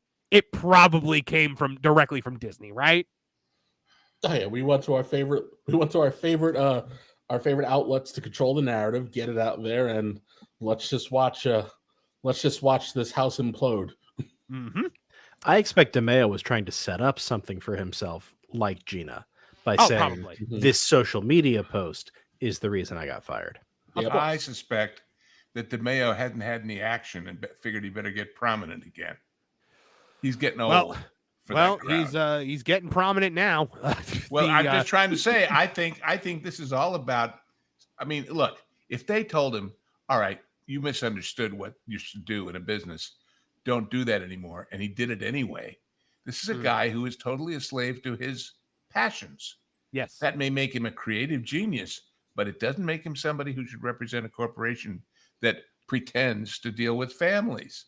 So. Now, I mean, have you heard anything from him lately? I haven't, but then I'm not in certain circles where we've heard from his we've heard from his lawyer. That's about it. That's what I'm trying to say is that now they're making a deal out of it because he broke the contract and they pulled the plug on a bunch of money. Period. And how easy is it, Lou, to get rid of somebody's credit on a project? Well, it usually requires, depending on which credit it is, the agreement of the guild involved, because credits are not decided by anybody but the guilds. However, if you have a signed contract that says, if I do this, this, and this, I walk away from all claims to credit, they've got to honor that. They just have to. Yeah. I mean, you have to remember credits matter on a lot of jobs that you're not aware of. I sat on the committee at the Directors Guild for a while that oversaw these things. And, well, you only did X percent and you only did Y percent was a big deal because it was how much were you going to get downstream of the residuals that were coming for the cassette and the everything else. Now, how does a situation like when they removed the directors of Solo and they replaced it with Ron Howard, for Ron Howard to then be credited as the director of that film, did he have to then like reshoot 51% of the movie? No, he had to have already done that much by the time they made the determination. So this is not something the studio or the directors control. It is something that the guild controls. Okay. At least for directors. Right. And they're pretty objective about it because they understand what happens when they make those decisions. It's very fair. It's not always what people like when the results come out, but it's very fair. And for the same reason, when you get involved in arbitration over a violation of the contract, as I've told before, I was in one where somebody owed me about $9,000, and I get a call before the arbitration from the guild's guy, and he says, "How would you feel about taking $3,500 to go away?" I said, "Lousy." I said, "Lousy. I'd rather have the 80." He said, "But you understand, it's not about you; it's the guild enforcing its contract. You see." And so technically it's not individual, it's the organization. And the organization got out of making that deal that what wouldn't have been a binding deal would be. And therefore they couldn't do that to anybody else again. And that's the kinds of compromises that are worked out in these arbitrations. Wow. So that's interesting. Wow. Yeah. So the Moo Hoosen over at the streamer reiterated Snyder's claim, saying that numerous sources who have no connection to one another also said to the streamer that DeMayo sent photos and videos of himself to people who reported to him. He also shared, "A source told us that after one person reported DeMayo to HR, it opened up the floodgates for many others to do the same. This influx of reports then triggered an investigation by Marvel, who states it found egregious results. We also heard that at least one person quit X-Men 97 under his tenure." So his lawyer responded by saying, "You realize Disney allowed Beau to have and for the YouTube algorithm, we're going to say an adult subscription page while working for the company. No clue if someone quit while he was showrunner, but that's like every single day on every single show. My client never sent lewd videos and photos to his direct reports." Isn't that an interesting way of putting that? Yeah, it is. That is an interesting phrasing. You don't say he didn't send photos and videos to anyone. You just said his direct reports. So now we're in a Bill Clinton. Can you define what is? Wait, here's the Mhm. thing about this. When this all hit the fan, we figured he was out propositioning kids or something terrible like that, right? Right. The fact that this was within the company with people involved in his work, if he's the senior person and he's doing this and they don't stop it, it's Disney doing it. And you've got 100 lawsuits from all these employees. Anybody who maybe they didn't send it to them, but they saw it over the shoulder of the guy that did get it. Right. All of those people they have a duty to their employees to protect them from that. That they have to prosecute it. They have to do something about it. From an HR perspective, the fact that this went on as long as it did, one email should have been enough. Actually, you wouldn't even have needed the email, to be honest. One complaint should have been enough to blow this whole thing up. Yeah. And it sounds like he was allowed to do this for as long as he absolutely wanted to, until it was inconvenient for someone. And that's a massive liability for them, because it's, let's say he does want to fight this, even if it's going to be a Pyrrhic victory, he can turn around and say, well, I want here, here, here, and here, instead of these people, and everybody was okay with it, and no one said a word. So now you're damaging the family-friendly reputation from the inside out, because again, we're only dealing with problems when they become an inconvenience. And how many, let's say, how many direct reports, have been mentally damaged because of this harassment. And again, if they don't do something, that direct report and everybody who hears about it's going to think, am I going to be next from somebody else? Are they so, especially in the overtly pro pansexuality atmosphere of the Disney company? Well, and look at this. No one who reported Beau to HR received it. Oh, yeah, well, they thought so, or else they wouldn't have reported it. Oh, that's simply untrue. Well, and I think where was he based out of? Because if he's based out of California, holy smokes, it's California. It's even worse. California has laws for the sake of having laws. So, as a proud gay black man, see, so that's so interestingly. So the lawyer confirms that he was reported to HR by multiple people by saying no one who reported Beau to HR received an inappropriate photo or video. That is simply untrue. That's a little interesting way of putting it as well. Like no one that reported it to HR got an inappropriate photo or video, but maybe that's why they reported it, because it wasn't inappropriate. They thought so. Kevin, how many people would you say make reports to HR for other people that were wronged? Is that a thing that happens a lot? Well, that's a thing. It is a thing that can happen, and the human resources department would have to do its due diligence to vet the complaint. If they didn't and they just reacted, hey, guess what? Now you're going to get smashed with a wrongful termination suit. Listen, there's a good chance that he could have, seen it coming and kept his receipts, so to speak. Well, and he may be able to prove what he did or did not send and who he sent it to. If it wasn't his direct reports and it was someone else in the company, we're in murky waters. We're murky waters that have clear cut consequences. But it's a lot of dancing. And again, California is just California is California. So bad, you have to have your own actual specialized certification to be an HR professional in California, specific to California. That's how ridiculous it is. Yeah. Right. And one more thing. We were all shocked when this first happened. My God, they're firing him like the week of the premiere, and they're making a big deal about it. That could be part of their fighting back against people who said they were too lenient to let it go on as long as it did. That's we did point. When everybody said nobody ever gets fired that way, or they'd at least have him there for the press stuff at the premiere and then quietly shuffle him off. But no, they made a big deal out of it and about their nobility of saying, we're not going to tell you why. And now he's telling us why. So now they go exactly where you think they're going to go. The lawyer now says, as a proud gay black man, Disney knew exactly who he was and what he stood up for. That's why they did not tell him to stop his subscription page. They let him be himself, which allowed his creativity to thrive. The obvious question is, if this thing had been a flop, if this had been an Acolyte and gone in one season, would it matter? It's only because of the residual money from that second season that they're suddenly making a big deal out of it, because this lawyer gets a piece. Well, and so now they're using the Victoria Alonso defense here, because when Victoria Alonso got fired for gross negligence and for basically destroying the Walt Disney Company by forcing Bob Chapek to fight the Florida government, the first words out of Victoria Alonso's representative's mouth was, as a proud gay Latina, Miss Alonso is wronged, and Disney paid her off. She got paid off, and I think Beau's probably looking for a payday. He then alleged DeMayo was fired because somebody attempted to replace him out of jealousy when they objected to his free speech rights and not complying with illegal NDAs. A certain person over there tried to replace him because he was becoming more successful than other creators. Ask Disney if his separation agreement illegally silenced him. Let me know what they say, he concluded.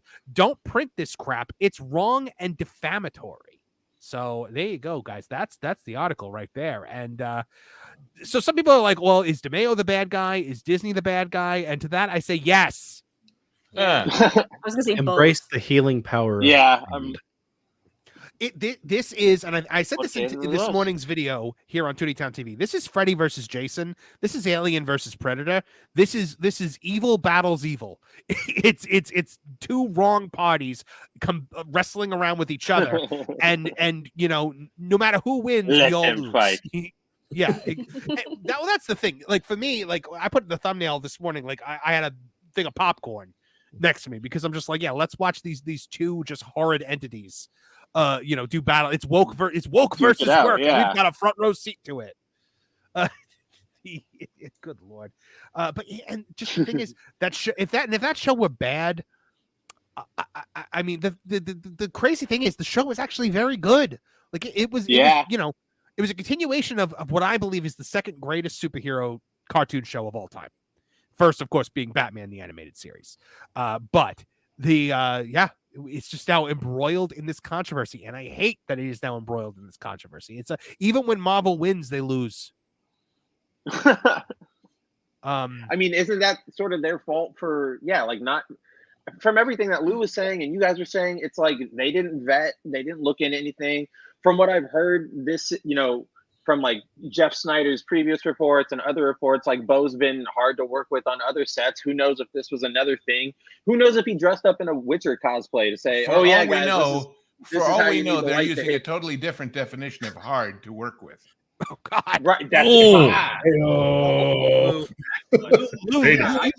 live on the line, my friend. You live on the line. Oh, what line? Oh my goodness! Johnny Cage, by the way, checking in for $5. Click the link in my bio. Exactly. Johnny Cage for $5. Remember, Marv, I beat Scorpion in the movie. That is true. He did with the friendship. I do. That was, what? That first Mortal Kombat movie does not get enough love. I like that first movie, Kev. I love that movie. First one's the second great. one. I mean, the second one is the bad upon which all bad is compared to, and the one that came out during the pandemic, by the way, that one is also utter crap, and I couldn't believe people were praising it. I was like, It's this so is bad. This is atrocious. Would you rather watch the second Mortal Kombat movie or the equivalent watch time of The Acolyte? Give me the Mortal Kombat movie any day of the week. Oh yeah. You can at least watch Mortal Kombat. Yeah, at least it's so bad it's good. And just love it for just how awful it is. No, you shall die. You will die. I love that with Sindel, the worst delivery of all time. Or doesn't Lambert get replaced by the? All of a sudden, there's no desert. It's like it doesn't get any better than that. What was that, Martin? Doesn't Lambert get replaced by the guy from the Warriors? Yes. Yes, he does. Because they wanted to actually have Raiden fight, and I guess Christopher Lambert wasn't, going to be doing any fight choreography this time around because he already beat the Kurgan. Once he beat the Kurgan, Shao Kahn's not a problem. But another time, Highlander. But the new one I'm looking forward to so much with the John with Wick guy running it. With Henry Cavill? Yeah, but especially because the Wick guy is going to run it. Oh, is he? Yeah. Oh, that actually might be good. So I've been dreading a remake of Highlander. Well, but with Henry Cavill as whichever McLeod, it should be Duncan. It's going to be, I don't know if he's going to be Connor or Duncan, but or a different McLeod altogether. But it should be Duncan. Get Dennis Weaver. Did you guys ever watch the Highlander TV he was show? Good as McLeod. Every episode. So good, right, Martin? Yes. Callus. Oh my God, Callus was such a good villain. I just finished those episodes. Oh, so good. Would they fight on the Eiffel Tower? It's amazing. Yeah. I like the living on the barge part of it. That was fun. That was fun when they were in Paris, when he would go back and forth between the antique shop, the dojo, and the barge in Paris. Hello, Duncan McLeod. Not today, Maurice. I love every time he meets somebody, he has to introduce himself by his full name. He bumps into somebody in the street. I'm Duncan MacLeod. But yeah, Henry Cavill will be a wonderful Highlander. Trish, I'm sure you agree. You don't know what Highlander is, but you just like Henry Cavill. I mean, I know of it, but I'm sure he'll do great. There can be only Completely one, positive of it. except if we make a sequel. That was the thing. You got to think they're going to go into this thinking they're going to get 3 movies out of it. So I doubt he's going to win the prize in the first movie. I'll give him credit. He's already put a ton of thought into it. He said they're going to take, they're going to look at the entire franchise as a whole. They're going to try to respect as much of the lore as humanly possible, and avoid the mistakes of ending the series at the end of the first movie. So I guess we're going to get a little bit of everything. He said they're looking at the movies and the TV show, especially the TV show, as the main source of inspiration. So I'm looking forward to John Wick with swords. Well, I was going to say, when you think of his style, you go back to the first movie and that Russell Mulcahy, all that stuff he did with the bursting glass and the flashing lights, and that's kind of the origins of a lot of the style of John Wick, if you think about it. Yeah. So. And the fabulous. I just hope they don't do the whole first one, get to the end, and then somebody kills his dog, and that's our reason for doing number 2. But I just like that Michael Hayes and the Fabulous Freebirds were in the beginning of that movie. That drew me right in because even immortals know that they were seeing a once in a lifetime act in the Freebirds. Even for them. Ryan Matheson for $1.99. Thank you so much. Says Mythos and the Four Horsemen, best arc. That was a good arc. But guys, the worst thing of all time, Highlander the Source. Oh. Did anybody try? Martin, did you try to watch that at all? I did, yeah. In fact, I think I got the whole way through it. I couldn't make it the whole way. I bought the DVD the day it came out because I was so excited for new Duncan MacLeod Highlander, and I popped it in and I was like, "Oh, you've killed Joe. You broke the katana. You, and now I've got some guy screaming, 'This is holy ground!' at the top of his lungs," and I'm like, "Nope." And doesn't Duncan end up with a different set of swords? Like I think yes, he's got butterfly swords. Storm Shadow had him at one point in G.I. Joe. Yeah. And a lot of people saying the Dark Quickening. A couple people are saying Dark Quickening was a really good one. Yeah, that was really good. Chef Eddie saying Queen better do the soundtrack again. I concur on all of this stuff, guys. Yeah, that's they've already bought the song. Oh, good. So they've got Princes of the Universe. I don't want to hear somebody remake it. Like just play play Princes of the Universe, play Who Wants to Live Forever, and you don't have to remake it with some modern artist. You don't have to have like Taylor Swift doing it or something. Now that I've seen Duck Quickening been put up on the screen, I want to see Daffy Duck playing a MacLeod. You're despicable. Suffering succotash. Oh my goodness. So streaming services, I have a hard time finding Highlander on streaming. I think now it's only on like Pluto or Tubi or one of the free ones. But it was on Tubi. I don't know where it is now. It's off the Tubi now. Yeah, I don't think. Is it off Tubi now? God, it just keeps like it was on Max for a while. Max, I thought had Peacock. Peacock had Highlander, and Max had Babylon. Oh, it's everywhere. I just looked it up. It's on Apple TV, YouTube, Google Play, Microsoft Store, Crackle, and Fubo. Right, but I think you have to buy them. Those are $3.99 to rent them, except for Crackle, which is free with ads. Okay. Oh, Crackle. Yeah, we could probably watch it on Crackle then. That's good. I forgot that existed. So did I. Crackle was like a legend back in my day because that's how I got to watch a bunch of the Godzilla movies I never saw in like the 2000s, back before it was popular to actually like that kind of stuff. It was amazing. So, guys, speaking of streaming services, we may have a new player in the streaming wars. And it's not who you expect. It doesn't make any sense. I love it. It doesn't make any sense.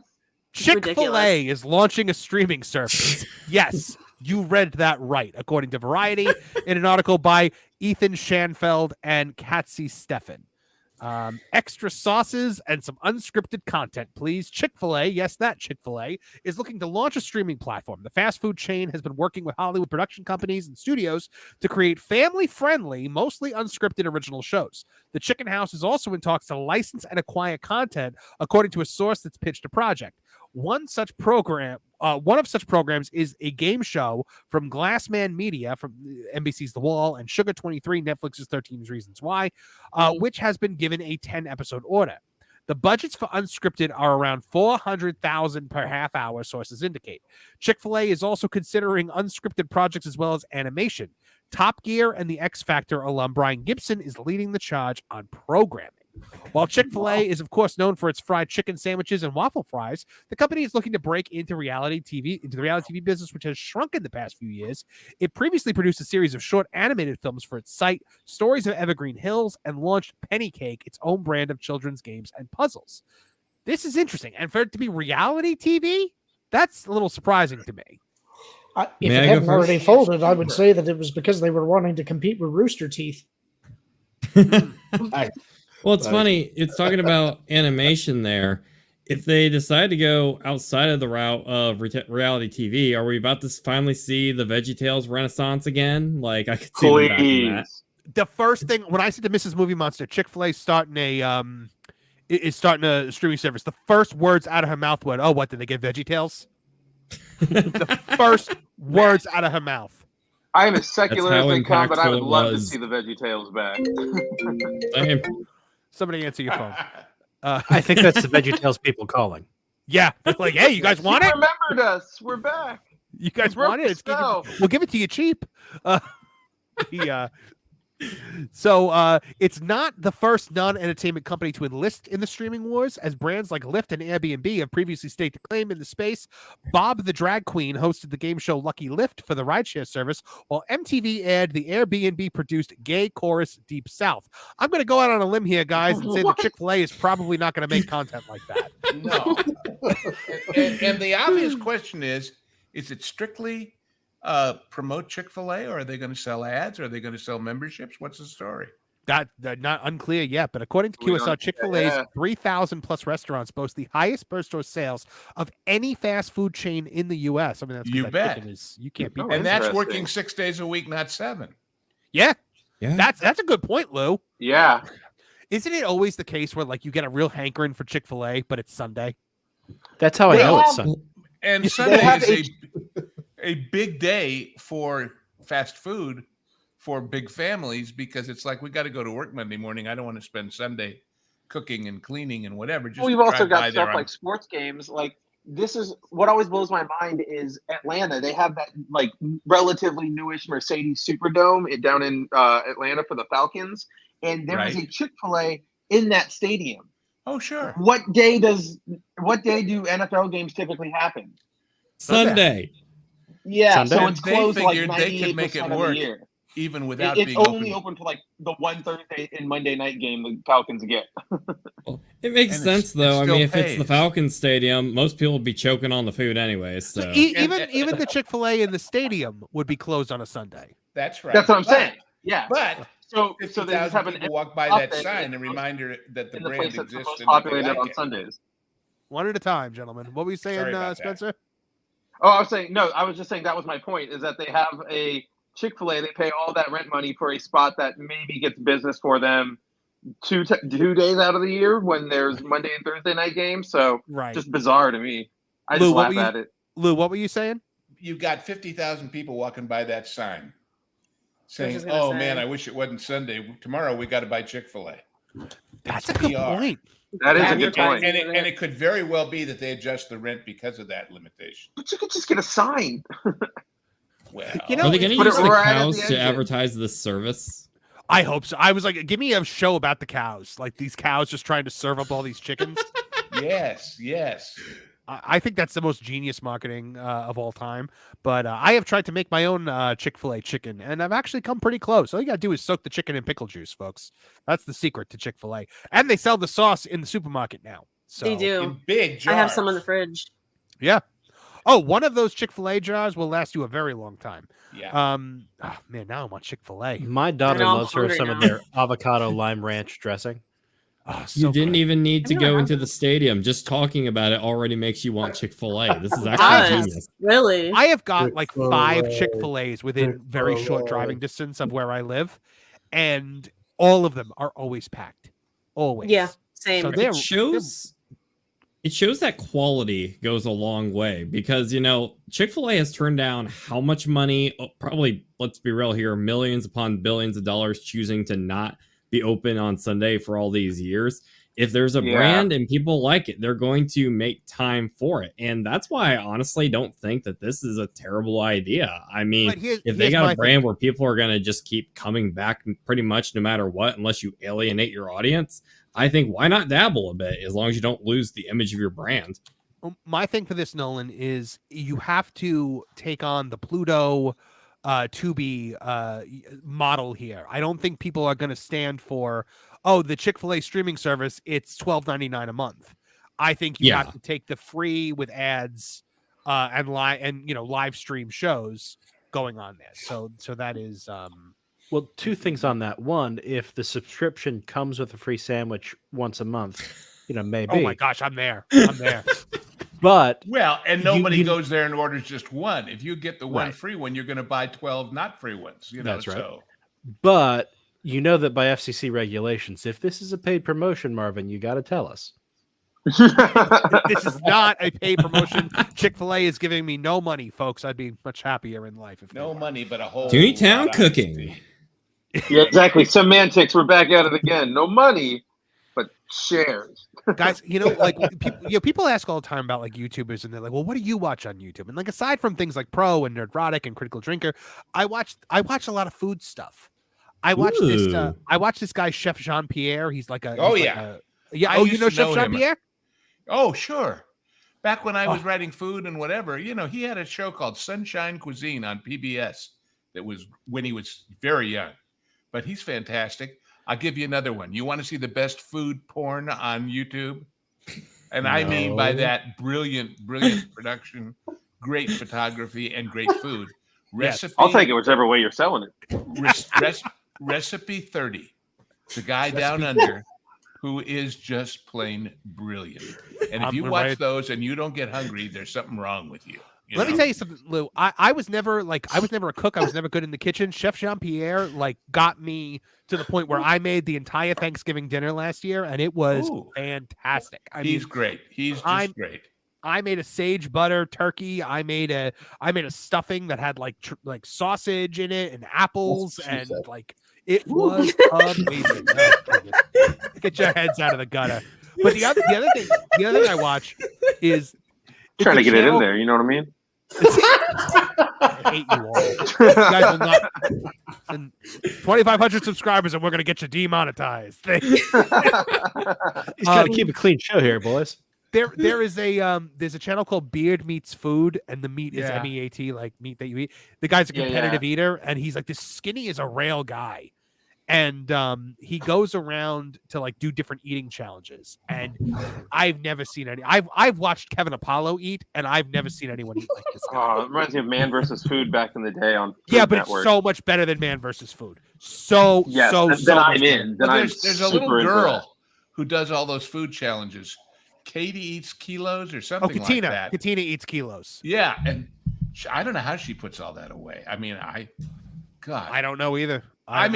People always used to ask me because I was a food person and I'm large, and there's this great place along I-40 out there in the middle of nowhere in Amarillo called the Big Texan, which is famous for their 64-ounce top sirloin steak. Woo! It literally looks like home plate, 3 inches thick, made out of meat. Okay, and the deal was, if you in 1 hour can eat the whole steak and the salad and the 3 fried shrimp and the roll, you get it for free. Otherwise, it's like $75. Yeah, but usually it's that, or you get it. But that you can go to their website and they've got a webcam showing people, trying it. But you know what? It's good. I never had the big steak. They have a mini-sized version of the same menu that they sell for a price that I've had. But they have great steak. They have everything. And it's like, why would I not just watch that stream all day? Like, that sounds incredible. I didn't know that it existed. It's great. The Big Texan in Amarillo. But Recipe 30, oy vey. One of the things that Beard Meats Food eats all the time, and I don't know how we got off on this tangent, but I'm fine with it. One of the things that he eats all the time is he does English breakfast challenges a lot, and I'm like, I am obsessed with English breakfast now. But like, I don't think you can get blood pudding in the United States, can you? Yeah, it's not. Someone said it's not illegal. common. You can. Nor find would it. you want to. Does it actually Is it have not blood in it? Oh God. Lou, what's it made out of? Blood. Okay, so It's literally it's coagulated. Yeah. Partially. Yeah, no, I have British friends that swear by it, or black pudding, maybe it is. I don't know what. Yeah, it's same English thing. English breakfast. Piggy But pudding. there's eggs, there's fried bread, which was Called toast. Yeah, no, it's not, because there's fried bread and there's toast. I just wanted to be a smartass. I know, but there's fried bread, there's toast, there's baked beans, there's mushrooms, there's grilled tomatoes, and there's black pudding. Well, I'll do fried toast for pretty breakfast good. every once in a while. Make my bacon, put a slice of toast in the bacon grease, let it soak it up, toast it. Sounds delicious. Man, we're all just like on food stuff. I'm now. really hungry. You know, Yeah, right. There's a super chat that relates to this. Yes. Let's see. So some super chats from you guys. Jamie Earhoff of $5 Canadian says Highlander watch along. I'd be so down with that if I could, if I could make that happen without getting, demonetized and kicked off Ask YouTube. I would Lorena. totally do She's it. got some way of obscuring it that it doesn't get. I know. Oh, here she we does that are. so well.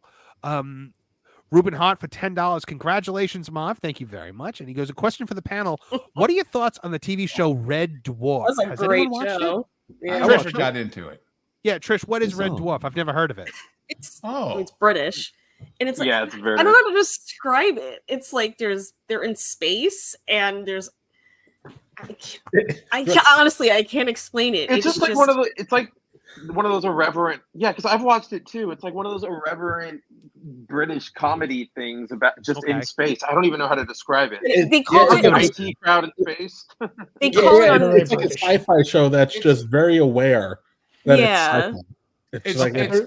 It's like what Sci-Fi Channel at its beginnings used to do about one every 5 or 6 shows, which is get it right, as opposed to all the ones that they tried to be funny and were just boring. So. Exactly. So is it something that I should look into? Is it something you guys recommend watching? I'll take a stab at explaining it. And it's all right. It's British TV when it was kind of coming out of its doldrums.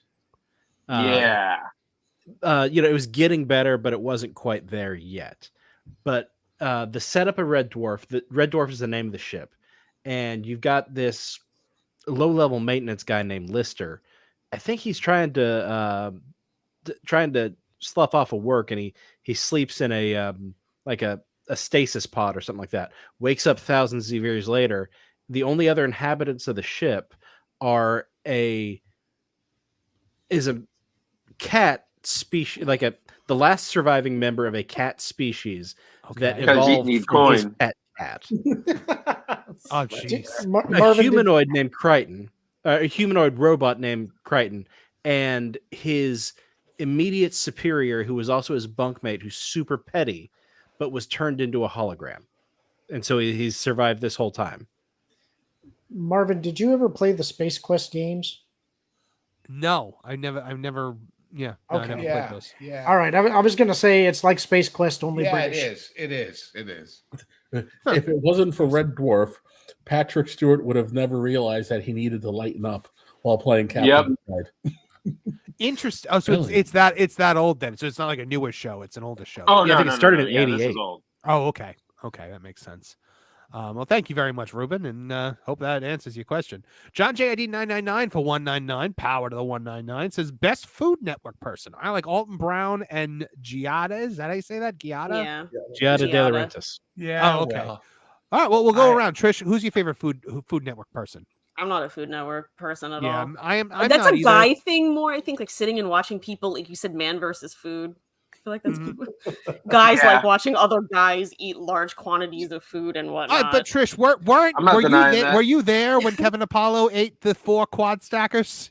I don't think so. That's not sounding familiar. She wasn't I'm there not for that, Kev? surprised. No, she wasn't there for that. That was a side quest adventure. Oh, okay. Not with the main Side cast. quest, optional. Yeah. No, Kevin. How many quad stackers was it? It was 4 quad stackers, so 2 octo stackers. Okay. It was 2 octo stackers. And how long did it take you to eat it? But it was less than 6 minutes. It may have been. I'm not shocked at I all. don't remember. I'll never forget. Kevin and I were at Fuddruckers a million years ago. Back when they were Fuddruckers. And we get 1 pound hamburgers, and I'm like struggling. I'm like 3 bites in, and I look up, and he's eating his last fry. Like the burger's gone, the plate's clean. Like it was literally like 4 minutes. It's that Ron Swanson when I eat, it is the food that is scared. Like that's a dining experience with Kevin Apollo. He single-handedly made Red Robin completely rethink their bottomless fries. It's incredible.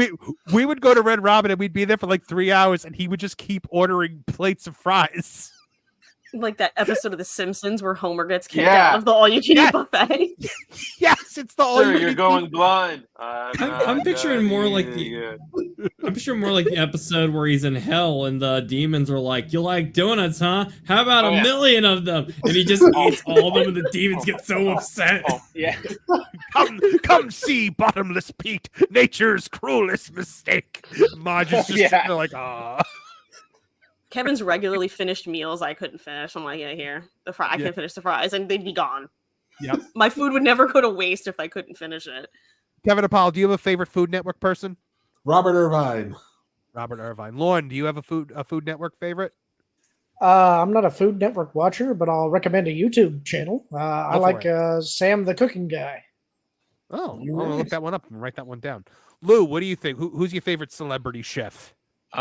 Celebrity chef. Or Food Network person? Oh, well, Food Network I have problems with.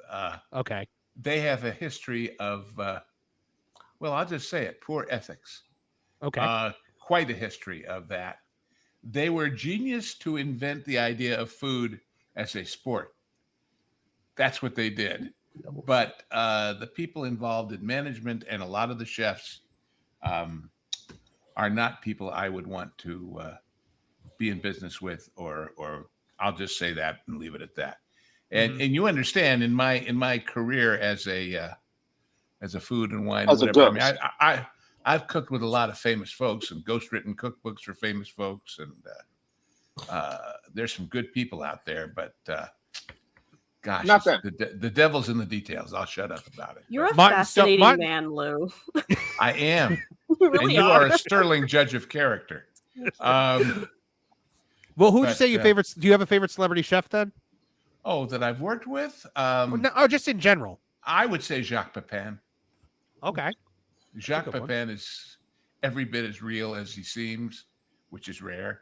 And Roger Verger and Pierre Troisgros and Julia was fun. Julia Child? Yeah. I saw her set in the Smithsonian. It was really cool. Yeah, cool. Well, and then I used to cook with Danny Kaye way back when. Those were fun. Ooh, Danny had an entire Chinese kitchen in addition to his own kitchen on what had been a patio of his house that he had closed in, with a big table with a lazy Susan. And if you got invited to Danny's for Chinese, you better A, not eat for 2 days, and B, plan on spending there 2 a.m, because he would cook one dish at a time and you'd enjoy it. And he was brilliant. But, he was buddies with the O'Malleys, and Danny and I would go to the farmer's market in L.A. and go to Tisquala's meat market and get steaks and things and go up and cook in the O'Malley's private box at Dodger Stadium. Those were fun days. Wow. But that's incredible. Anyway, boy, Danny did a duck, a Chinese duck. Oh, where first he poached. But he did this thing where first he poached it in a broth to get the flavor, and then he dried it to get some of the excess fat out, and then put powdered macadamia nuts flour all around it, and then put it in the wok with the deep fat hot oil, and it was that sounds awesome. Forget that duck. But yeah, Jacques Pepin is the guy. He really is. Martin, who would you say your favorite celebrity chef is? I've probably seen every episode of Good Eats, Alton Brown show. I love that he focuses on technique and and things like that. Instead of just showing you a recipe, he talks about the science behind it, the technique. I was a Mr. Wizard kid growing up, you know. Oh, there you I go. love Mr. Wizard. So As I I loved think that was aspect of Alton. the I think Alton has mentioned enjoying Mr. Wizard as a kid before. Yeah. And but I will say that when I was hanging out with Army guys a lot more back in the day, everybody talked about Giada. She was hot and she could cook.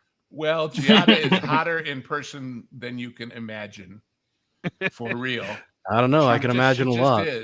She just is. I mean, stunning. Spencer, do you have a favorite celebrity chef?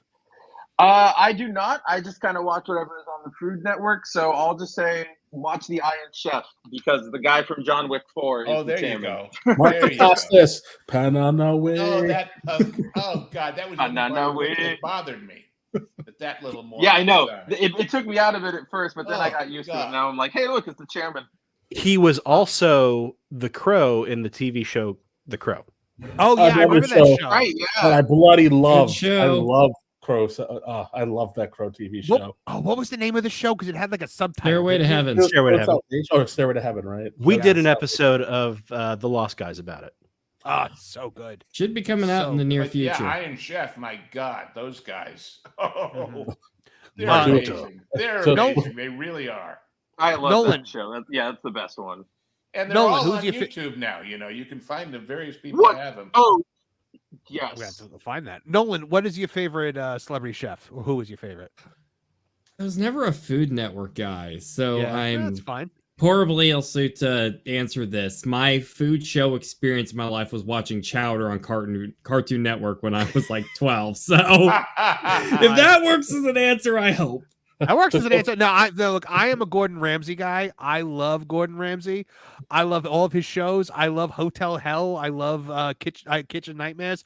I love I like 24 Hours to Hell and Back. I like that he has the authority and power to walk into any restaurant in the United States completely unannounced and just shut it down. Because in 24 Hours to Hell and Back, he shows up in disguise. So he goes into the restaurant, has no, they think they're getting like on a kitchen makeover show, and they put in all like the cameras all over the restaurant and stuff, and then they don't know it's a Gordon Ramsay show. Gordon comes in disguise. One time he was dressed as like a little old lady. One time he was like a bearded like lumberjack. He comes in and he eats and he hates the food. He goes in the bathroom. He takes off the disguise. He bursts out the door in his chef jacket and he's like, "Shut this kitchen down!" And like they just listen to him because he's Gordon Ramsay. I love him. I love him. Have you ever seen the video of Tom Brady making a grilled cheese sandwich because Gordon Ramsay made one so poorly? What? No, I want to see that though. I need to see this now. Yeah, that's a good one. Oh, and I do have Tom to Brady say, start trying to prove that he could be the greatest of all time at more than one thing. I want Marco to mention on Pierre Mrs. White. Stone's behalf. Oh, go ahead, Lou. Marco Pierre White has some great stuff on YouTube, and he's got Gordon's acerbicness, but I would suggest with a lot more talent. So there you go. Yeah. So before we move on to anything else, Lorne Connor does have to leave us. Lorne, thank you so much for being here with us. We really, really appreciate you. Bye. Your channel over there is just exceptional. And go ahead. Where will the three of us meet again? In thunder, lightning, or in rain? Oh, the three of us, Lou, Lauren, and I are going to be doing an episode of The Genre Guys over on the Pro channel. I'm going to be guest hosting that week in place of our good friend Hangry Table. And we will be doing the original Superman, the original Richard Donner Superman. So, Lauren, tell folks more about where they can find you. You can find me at Lauren Connor on Twitter. You can find me at Lauren Connor 9030 on YouTube. You'll see me on Pro streams quite often. You can find me here, The Genre Guys, and floating around. He's all over. If you look around, you can find me. Thank you so much, Lauren. We always love having you here. Wherever You're always there is welcome on the danger, show. you will find him. Wherever there is trouble. I can't wait to talk Superman with you guys. It's going to be a lot of fun. It's such a wacky movie. I forgot. I watched it again right before last, and it's such a strange damn movie. Good movie, but God, it's a wacky, strange movie. We'll get to it on Saturday, Lou. I know we will. I know we will. I know. It's the very first movie that I became hyper aware of product placement in.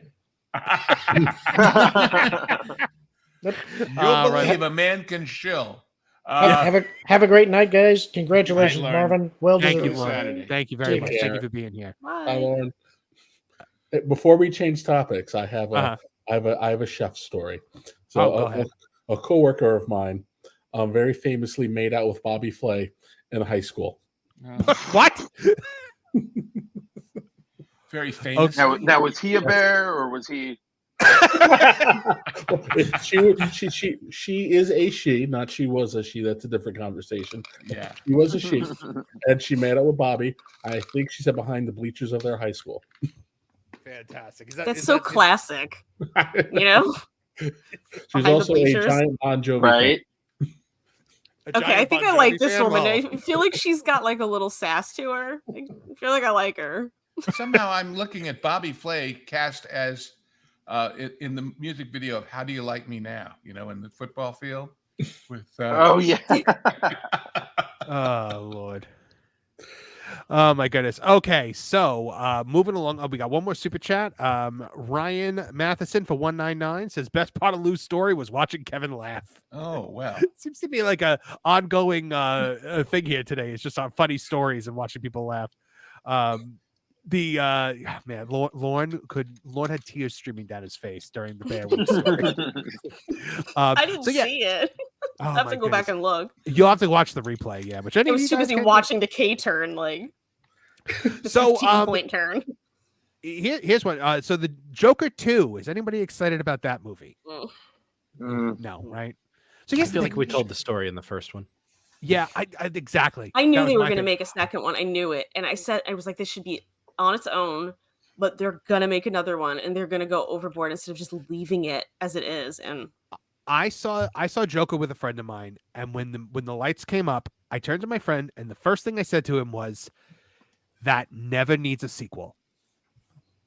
But I said, I don't even on the way out, I said the same thing as you. I said, it doesn't need a sequel. It's gonna get one. It's gonna get one. Yep. Yeah, it's making $1 billion, but I don't think this one's gonna perform nearly as well. I think they're letting the director they're letting him do a little too much of his own stuff in this one. So let's talk a little bit about what he just said. Joker Folie à Deux. Is that how you say that? I guess. Folie à Deux. Directed Todd Phillips. I just know that because I speak French. Yeah. It confirms Lady Gaga is playing Harley Quinn in name only and compares Arthur Fleck to Donald Trump. I mean, is it needed? Is it needed? Still doing this? Means she won't wear the uniform? So boring. Look, and we're not making political statements here, folks. We're not making it's any just statements about constant. political candidates here or who we support. It's just enough of comparing every villain in every movie to this man. Like, we get it. You don't like him. Move on. Like. So Todd Phillips recently, Lady Gaga playing Harley Quinn in name only, which means that you're going to get none of the Mad Love story in this. He goes, the high voice, the accent. Cricket bat instead of a baseball bat. So the high voice, the accent, the gum chewing, and all that sort of sassy stuff that's in the comics, we stripped that away. So everything about the character you took away. So literally everything. And I don't think she's his therapist in this either. I think she's another patient at the asylum. He goes, we wanted her to fit into this world of Gotham that we created in the first movie. Variety's Brent Lang also revealed that Gaga's Harley Quinn, or Harleen Lee Quinzel, is a patient in the psych ward where Joaquin Phoenix's Arthur Fleck is being held and facing the death penalty. First of all, can you be in a psych ward and be facing the death penalty? I thought if you were in the psych ward, you got the insanity plea, and therefore you're not. Well, unless you're there for an evaluation as to whether you can do it or not. Yeah, I suppose. But isn't it supposed to be a little bit of time later? I don't think it's supposed to be right after. I wouldn't. Well, I mean, he's been in. So one aspect that is similar to the comics is she is obsessed with him, or rather his alter ego Joker. As for what the film actually is, Gaga told the outlet, Todd took a very big swing with this whole concept, and with the script giving the sequel to Joker this audacity and complexity. There's music, there's dance, there's drama. There's also a courtroom drama. It's a comedy. It's happy. It's sad. This is a lot of too much stuff, Todd. Like, in other words, we're missing. We're missing the point of what Martin Scorsese put in place when he developed the original story and handed it over to Todd Phillips. It's so boy. Sometimes you want to make Godfather 2 and you get Godfather 3. Mm-hmm. Lang also shared the movie begins with a Looney Tune inspired cartoon starring the Joker, courtesy of the triplets Belleville animated Sylvain Chomet, before hurtling through prison riots, courtroom face-offs, and a variety show sequence that finds Phoenix and Gaga portraying a homicidal Sonny and Cher. Phillips commented, the goal of this movie is to make it feel like it was made by crazy people. I have a feeling it was. The inmates are running the asylum. To that point, Fleck will abandon the medications he's been prescribed in the psych ward and prances into a fantasy world that often plays like the MGM musicals of yesteryear on S. That's the thing about this movie. It is a musical. And they're kind of hiding it in all of the media. Have you guys noticed? I don't know why, because they announced it right away when they announced they're like, it's going to be a musical. Lady Gaga is there because she's a musical person. I mean, it's like, what do they do? Hey, what else can we put in it, gang? I know, a cooking segment where she screws Bobby Flay. Behind the bleachers. I know we got everything else. What the heck? As for the musicals, they will feature a variety of songs, including Get Happy, For Once in My Life, and That's Life. Of note, it appears that Phillips will swap the dynamic between Joker and Harley Quinn that was showcased in Batman the Animated Series in the comics. What is that? Does that mean she's going to be the aggressor? Yeah, that's what it sounds like. Phoenix's Arthur Fleck will prefer romantic ballads, conveying his desire for a romantic relationship with Quinn, while Gaga's Quinzel will prefer songs about power. Oh, my God. So it's like they just want to use the name Harley Quinn, but have completely different because it's an iconic name. It's an iconic character. So essentially now the beauty of their relationship is how toxic it is, and that she is just over the moon in love with this man and just wants to be his everything, and he is just like, shut up, woman. Like, you know, and he wants nothing. He strings her along to his own ends. He manipulates her. He uses her. That makes her a sympathetic figure. Now he's the one pining for her. It's gonna be like Carnage in the second Venom movie, where he was pining for Shriek the whole time. Why you does notice he need how her? all these the people Joker need want with her? I know. Do you notice that all these people want to, you know, have Harley Quinn in their stuff, whether it's the Squad, Kill the Justice League, Cape Crusader, all that. All this stuff wants Harley Quinn because she's popular, but yet no one wants to write Harley Quinn as she was in Batman the Animated Series. Yeah, well, that's the thing. The problem is you can't make her that now because now she's got to be the strong, independent wah man. The Harley Quinn fandom. Spencer's trying to say what was Spencer? Yeah, no, I'm just saying, like, so what happened was Harley Quinn became super marketable in like the 2000s, right? Like, she made her debut in the Batman animated series. She blew up in Hot Topic. Every, you know, fat goth girl in high school had a Harley Quinn t-shirt. Everybody knew about it, right? And so what we see now is that the people in charge of using Harley Quinn they're not fans of Harley Quinn. They're fans of the fandom of Harley Quinn, right? They're making imitations. They're not engaged. I bet you nobody here has, or not here on the panel, but like a good chunk of the quote unquote Harley Quinn fandom, or anybody who says they're a current Harley fan, have never seen animated series or seen Mad Love or read any of the Paul Dini written comics that he expanded on it with. Like, I'm sure they all just saw Suicide Squad and went, yes, queen, daddy's little monster or whatever, let's get it. Like, and that's what she is now, and they won't move it back because that's marketable. Yeah, well, she's also their Deadpool surrogate as well. We can't get our own, so we're gonna use Harley. Yes. Right. Yeah. It's so as for the musicals, where did that come from? That's right. Yeah, so weird. Yeah, so it's weird lately because there's a lot of different movies that have come out that hide the fact that they're musicals. Mean Girls? And Mean Girls completely hid the fact that it was Mean Girls. Yeah, that was weird. I avoided that. Wait, that movie came out? Yeah. I just avoided it because I'm not going to watch one of my favorite movies get destroyed. Exactly why I didn't want to do it. I love Mean Girls. It's one of my favorite movies of all time. And I didn't want to go As watch do I, my friend. Interestingly, Phillips shared that the various songs in the film are really just dialogue. He explained it's Arthur not having the words to say what he wants to say, so he sings them instead. This sounds wretched. In classical theory of the musical theater, the reason people sing is because it's such an emotional moment that they have to, because they can't just say it. So that's hardly a new idea. Or they just often walked down the street before. Well, there is that. As for some of the themes the film will explore, Phillips shared that he wants to explore how everything has become entertainment. He explained it's all been corrupted. Look at the recent presidential debate. There's a countdown clock and these gladiatorial graphics, or take Johnny Depp and Amber Heard trial. Everything is just treated as entertainment. Okay, but now, that and there's was something sad and true about that. entertaining. Yeah. Yes. Johnny Depp and Amber Heard, I missed that trial. That was like peak television almost. Like there was something funny every day in that. You know, I'm just saying. The film will explore this theme through Fleck's trial and his courtroom antics. In fact, Phillips compared Fleck to President Donald Trump, Lang wrote, and Phillips, for his part, sees similarities between Joker's hold on his disaffected followers and the former president's popular appeal. Oh, God. Phillips stated, Can we "I not think what pick you want another about him-" president to base it off of? Like, But there's for a the- lot of presidents. But for the certain segment of society that's in love with him, he's a guy who's just saying what he wants to say and doing what he wants to do. He is who he is, and people respond to that. Good Lord. I mean, this sounds, so this is a What is classic it? That's example. not even, guys. Okay, look, I'm going to play devil's advocate. That's not even a bad comparison. That's literally just stating a fact. Yeah, I definitely, I would agree with that. That wasn't as bad as I thought it was going to be. I was shocked that it didn't go the way I thought it was going to go. And yet, but you know what it is? It's just, but anything Trump and entertainment is so trite at this point. It's automatically repellent. That's my thing. It's like it's been beaten to death. Vastly negative and maybe 0.5% positive. You just don't want to hear it anymore. You're at the point where if I turn on my TV, someone's talking about him. I just need I need to get away from it. I don't want to hear it, but I'm gonna look into what's actually being said. Is what I'm saying. Like I don't want to hear it, but at least I'm gonna, if somebody says something, I'm gonna see what they said.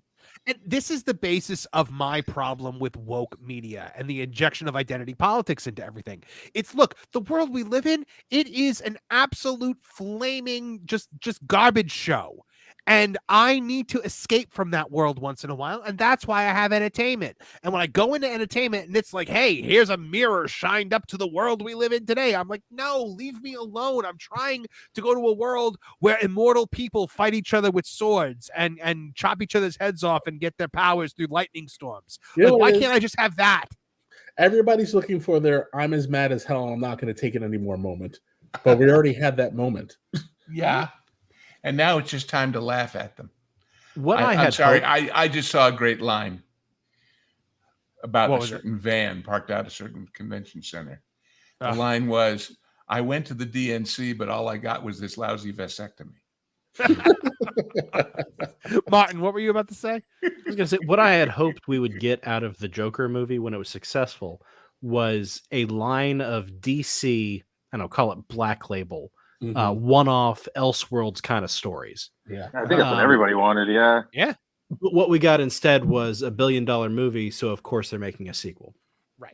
Right. Well, and then here's the problem: is you have a successful film, and it makes a whole lot of money. So then you want to bring the creative team and the stars back, and now the problem is you now have to give this director infinitely more control over the property than they had the first time around, and that's when things go off the rail. We saw it with Phillips had a lot of control over Joker in the first round. Yeah, but I don't think to make it a musical. If he was like, "I'm going to make this a musical," I don't think they would have gone for that. They made it relatively cheaply, and nobody knew it was going to be a hit.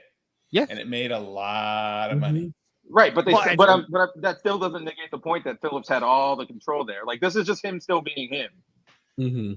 Well, the weird thing with DC, you're forgetting the Martin Scorsese influence on that first movie, though. Yeah, he's like, I'm not going to direct this movie, but you can direct this movie. Don't botch it. Listen, I'll give him this though. He decided to make a sequel to was told to make a sequel to this thing, and was like, "Where do we go from here?" And you know what? He is taking a creative risk, and he actually has creativity. So.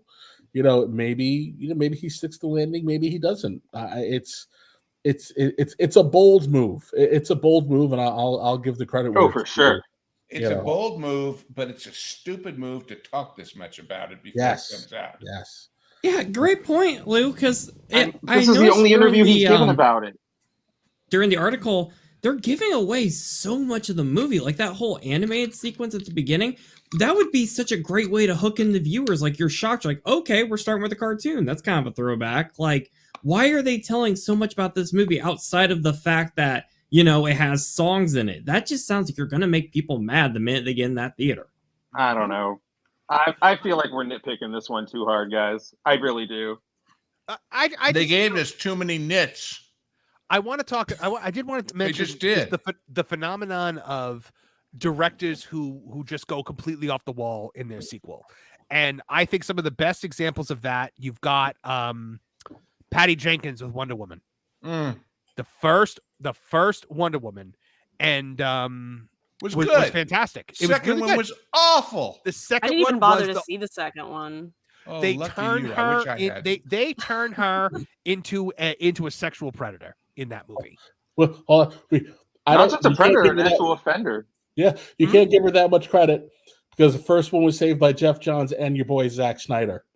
They had to come in and pull that movie together. I'm sure that was mostly John's. You want to talk about sorry, what we say, Martin? you want to talk about directors that took something off the rails. Joe Dante after Gremlins, he didn't want to come back for Gremlins 2. They kind of made him, and so he goes, "All right, well, you're going to pay for it." Yeah, that's why we got Hulk Hogan in the crowd.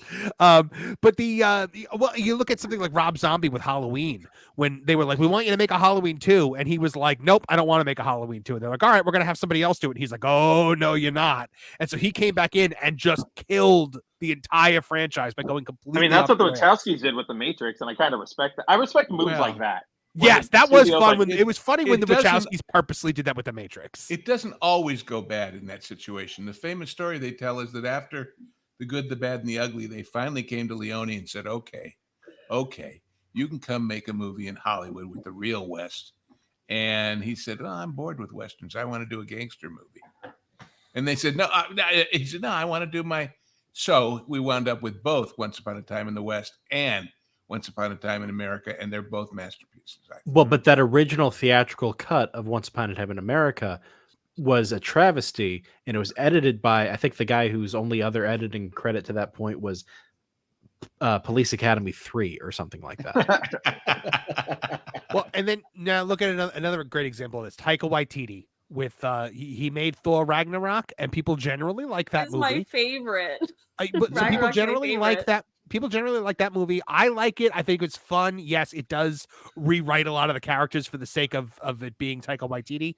But then you look at Thor: Love and Thunder, and it is just they let him go. They let him do whatever he wanted.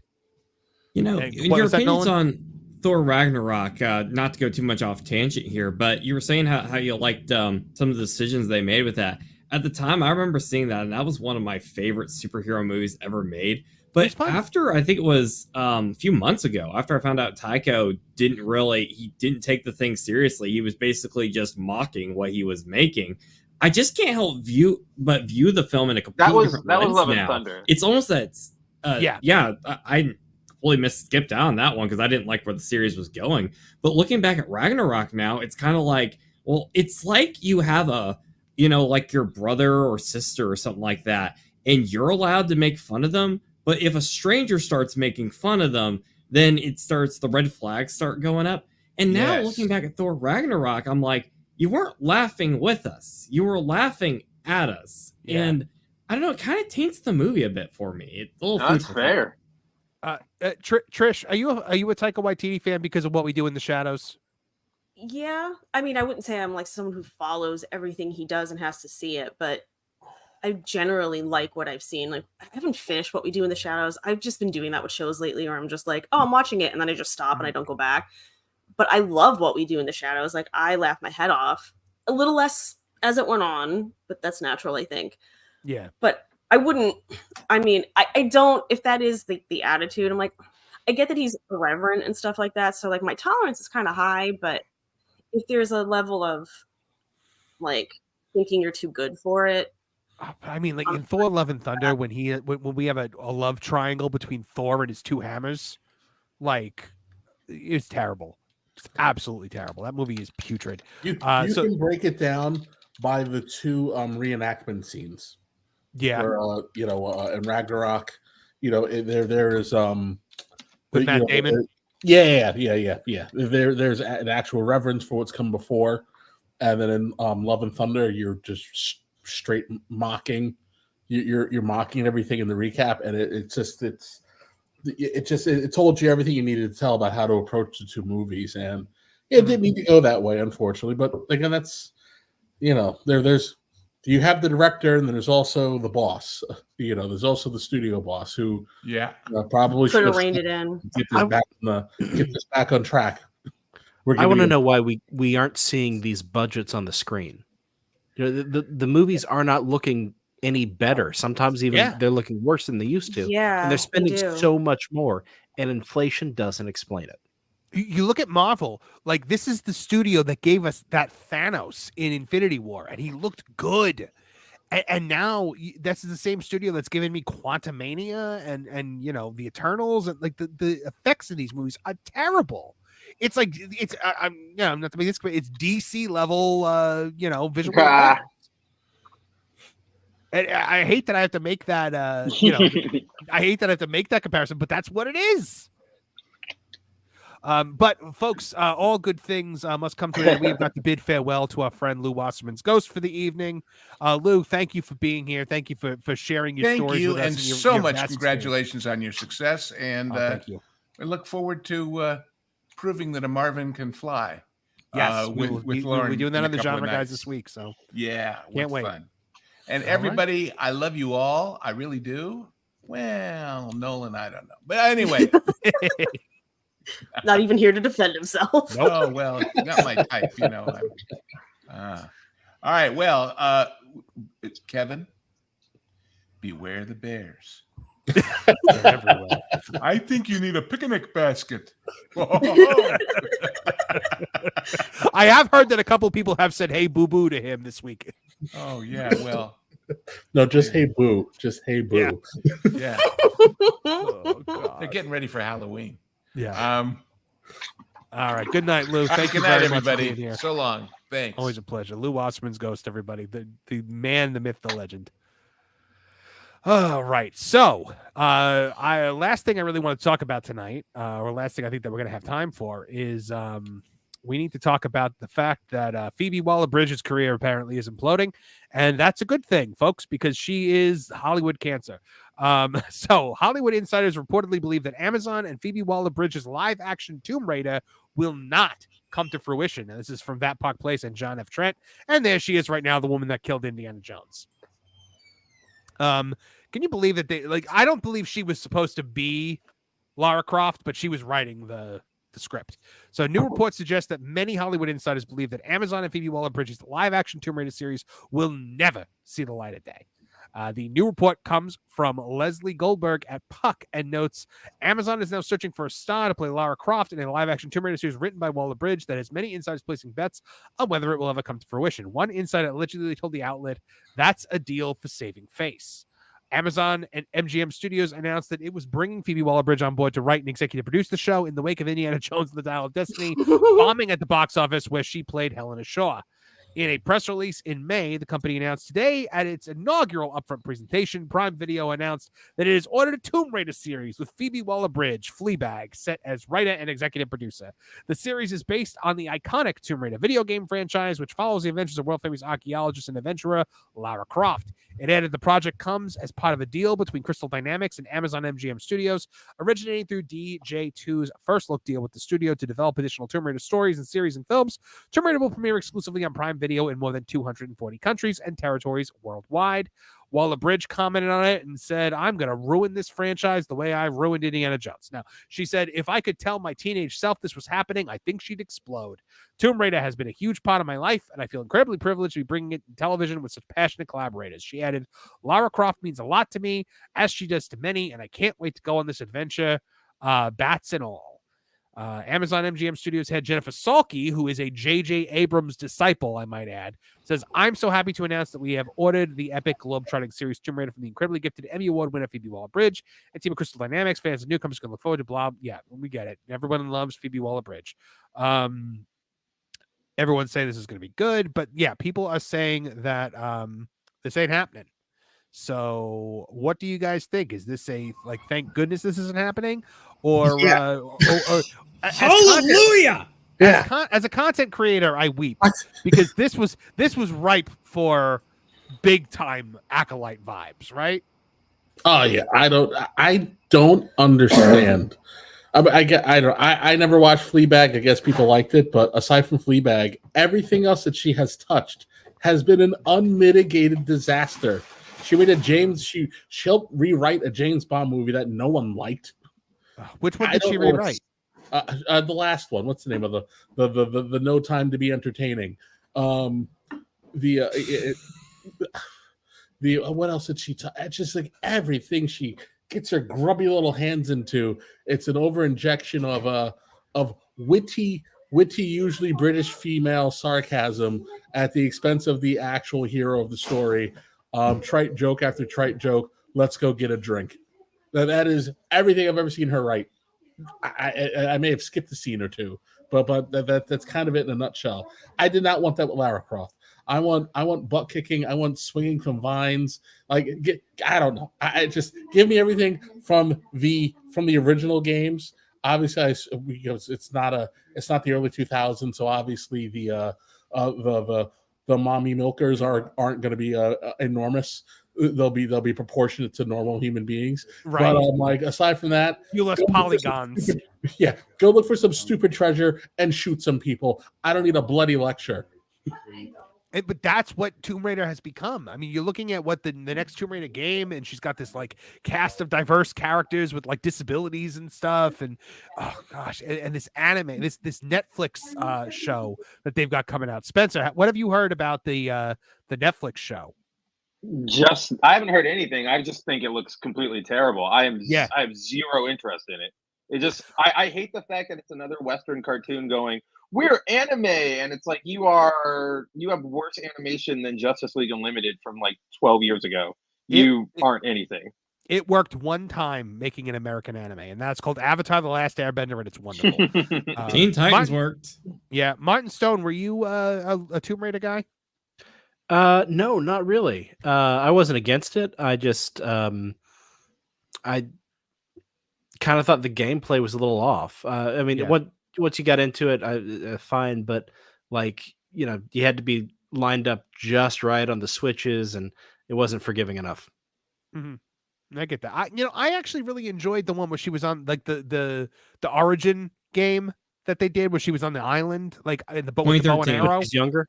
Yeah, I liked that one. I thought that one was fun because you got to actually see her become you got to see her kill for the first time and get like violently repulsed by it. But then you got to see by the end of it, she's wielding the dual pistols and she's cracking wise and smirking, and it became Tomb Raider by the end of it. There's a story behind that game. They were gonna go for something like super like abstract, where it was gonna be like a lot of like, I don't want to like supernatural type elements of the game. I think there was like a concept art of her like riding a horse. There was like this ghost thing chasing her. But then the developers got to a point and they basically asked themselves literally, is this game as fun as Batman Arkham City?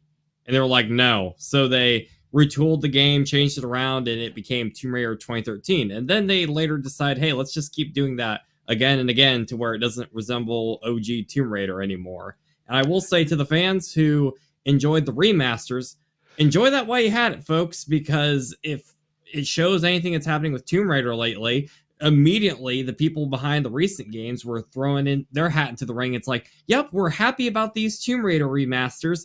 Here's the new Lara Croft, and it has some elements of the old show, but they're going for the strong female lead, but not in like the normal way, and it looks like it's going to be terrible. Well, yeah, they're modern daying her up, and that's the problem. Exactly. I mean, Lara Croft was a strong female character. She was cool, she was badass, she was jumping around, and dual pistols. She was amazing. She was amazing, and she wasn't just a strong female character. She was the strong female character. I don't think you could get a more iconic kick, but censoring it a bit there, female lead in anything else in the early 2000s better than Lara Croft. She was the symbol of women, and she was hot. She was. She was. It was a lot of people's first game crush was Lara Croft. It was. So what they're doing to her now, and look, it's an archaeology story, and you know how they love to say that archaeology now is problematic, and you know it's grave robbing and all this, that, and the other thing. Whatever. You got the conquered and the conquered. / if you stop breaking your stuff, museums won't want to keep them. So learn how to treat your goods. They're dead. They're not using it. Yeah, exactly. You lost.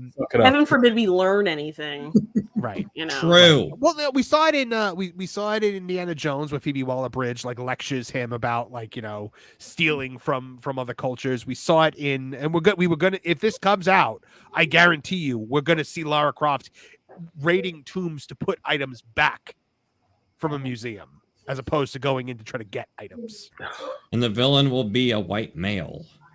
Oh well, no, that's obvious. That's a given. Yeah, that's given.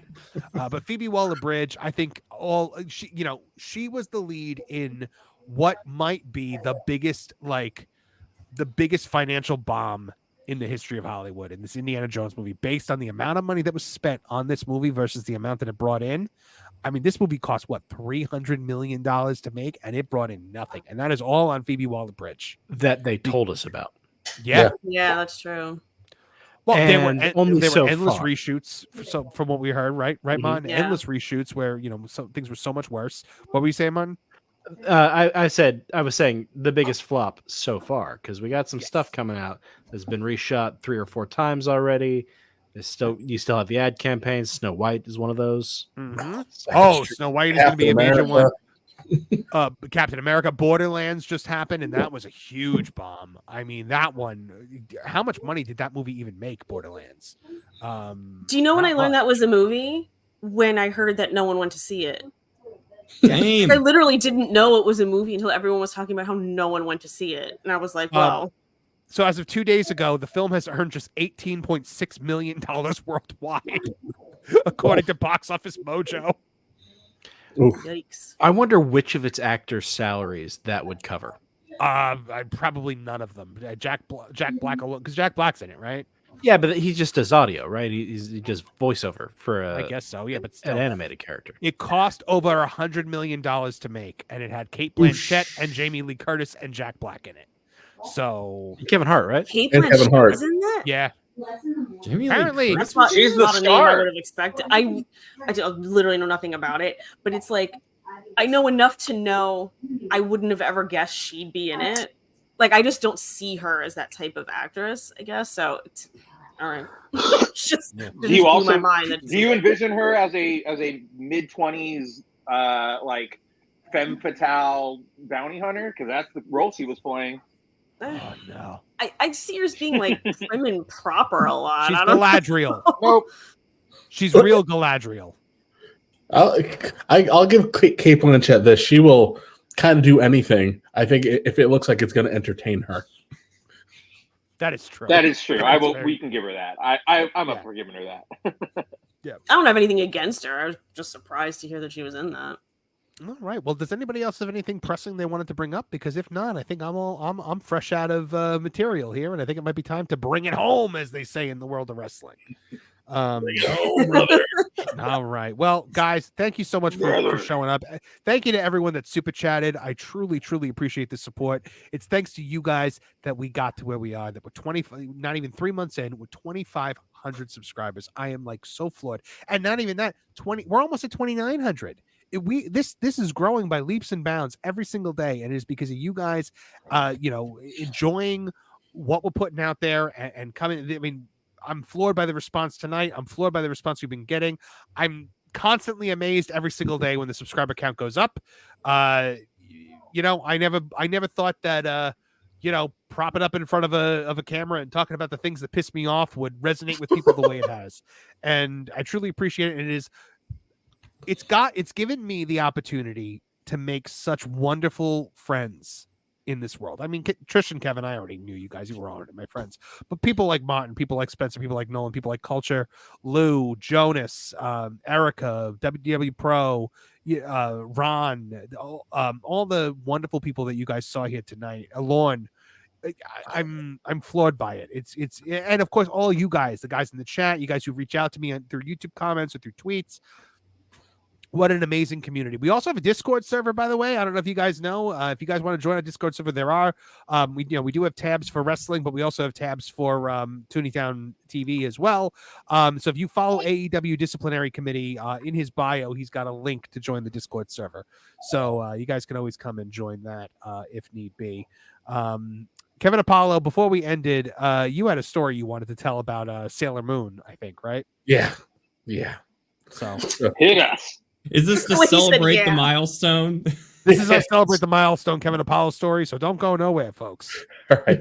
So when I was 17, a friend of mine, her father was a massive comic book fan. And there was a comic book store in the area used to be called Paperback Exchange.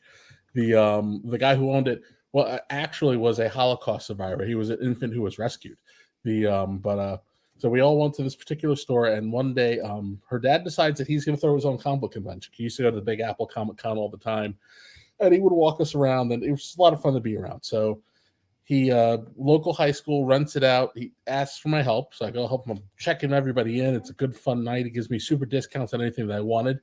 And as the day is kind of punching through, there's an anime table next to me, and the guy threw in a random Sailor Moon. So as it's on in the background, this girl and her friend walk by, and then they start talking Sailor Moon. So I jump in and I start talking Sailor Moon. And at 17, I'm like, oh my God, I'm talking to she was exactly. Yeah. It's like, oh my God, there was a hot girl at a comic book convention, which was unheard of at the time because it's still right. It's 98. That's not a thing yet. And it's like she's like, hey, do you want to hang out sometime? I'm like, oh my God, what? I'm winning. This is winning. This is what winning looks like. I've won life. I've figured it out. This is what winning looks like. Kevin has ascended to a new level of existence. That's it. There's a new level here. I'm untouchable. I won the belt. I get to her house 2 weeks later, and we're hanging out. And she has another friend there, and the other friend just looks visibly annoyed. Like there's a part of the story Describe that no the friend. Yet. Describe the friend, because is this the kind of friend I'm thinking of? Is this the big fat friend? Yes, big fat friend, but with a beard. Bearded girl? Yeah, it was a guy. Okay, big fat guy friend. I was like, was it a chick with a beard? Big fat guy friend probably hates you even more than big fat girlfriend would have. So we're punching through the day, and she's like, well, here's my enormous Sailor Moon collection, and we're gonna watch them all. And I'm like, all right, all of them. Wow, all of them. I was like, oh, yeah. I'm like, I can't remember. It was I needed to be home on time to watch whatever episode of DS9 was on at that time. Priorities. Woolly moment. Woman, Deep Space Nine. Yeah. I know my priorities. I'm gonna give you 6 hours of my time, but I'm not gonna give you 8. And as we're kind of punching through, she starts to become less and less normal. Uh-oh. Because there's quoting the episodes, and then there's reenacting the episodes, and then there's living the episode. Oh no! How have I never heard this story? I've never heard this story either. Trish and I have been your friend for over 20 years. Literally never heard this. Sometimes you just put things away. It's for Keep self-sanity. going. How do you live Sailor Moon? So I didn't know where she got this stuff from. But all of a sudden she goes into a closet and pulls out a box, and she's got a moon wand, a prism staff. She's got costumes and the whole bit. And I kind of like where this is going. Well, you would think, right? Yeah, you know what? I can make this work. No. As we get to one of the movies, and as each scout gets taken out, she throws herself across the room. And what? Then, yeah, she's taking man. like a 6-year-old in the playground.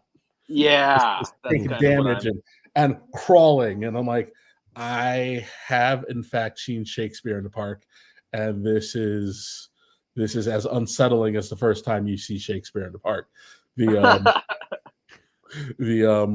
And like, so now comes the part where we got to fight the bad guy, and all the scouts have to join together by putting their hands on her and channeling their scout energy through her moon prism wand. Okay. And there was only 3 of us, but there's 6 scouts.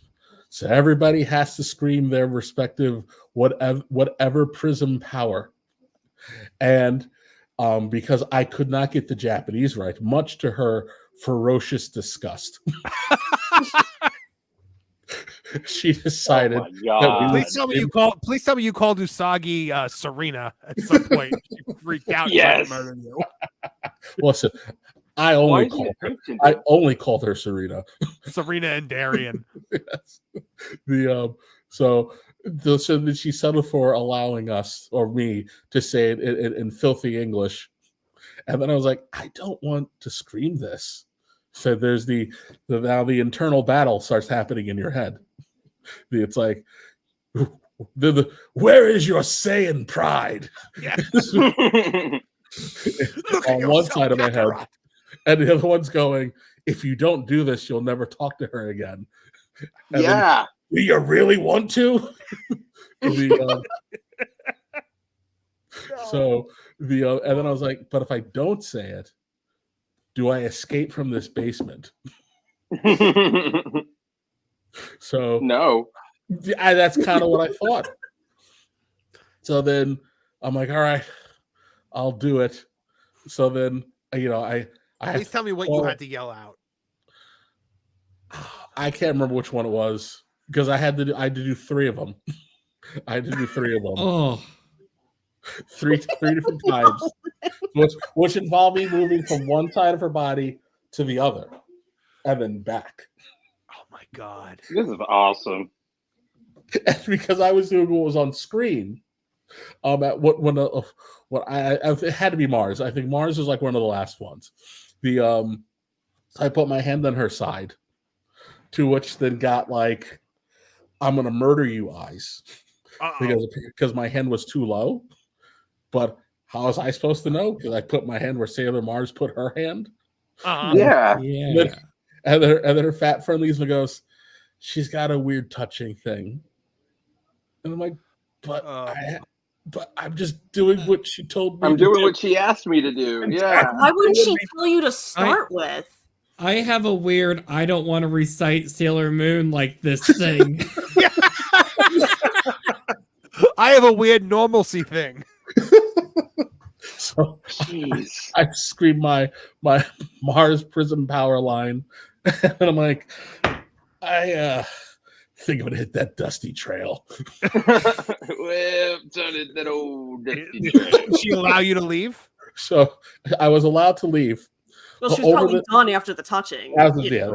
So, but what happens after that is over the next 3 months. She didn't know where I worked, but she kept randomly showing up at my house. What? With her friend. With the big fat my father. And my father described her as weird Asian girl with purple hair and her fat, and her fat Tony Curtis looking friend. Oh my god. Incredible. Why are they always here? Why do they never know where you are? It's like, it's just best if I don't tell you.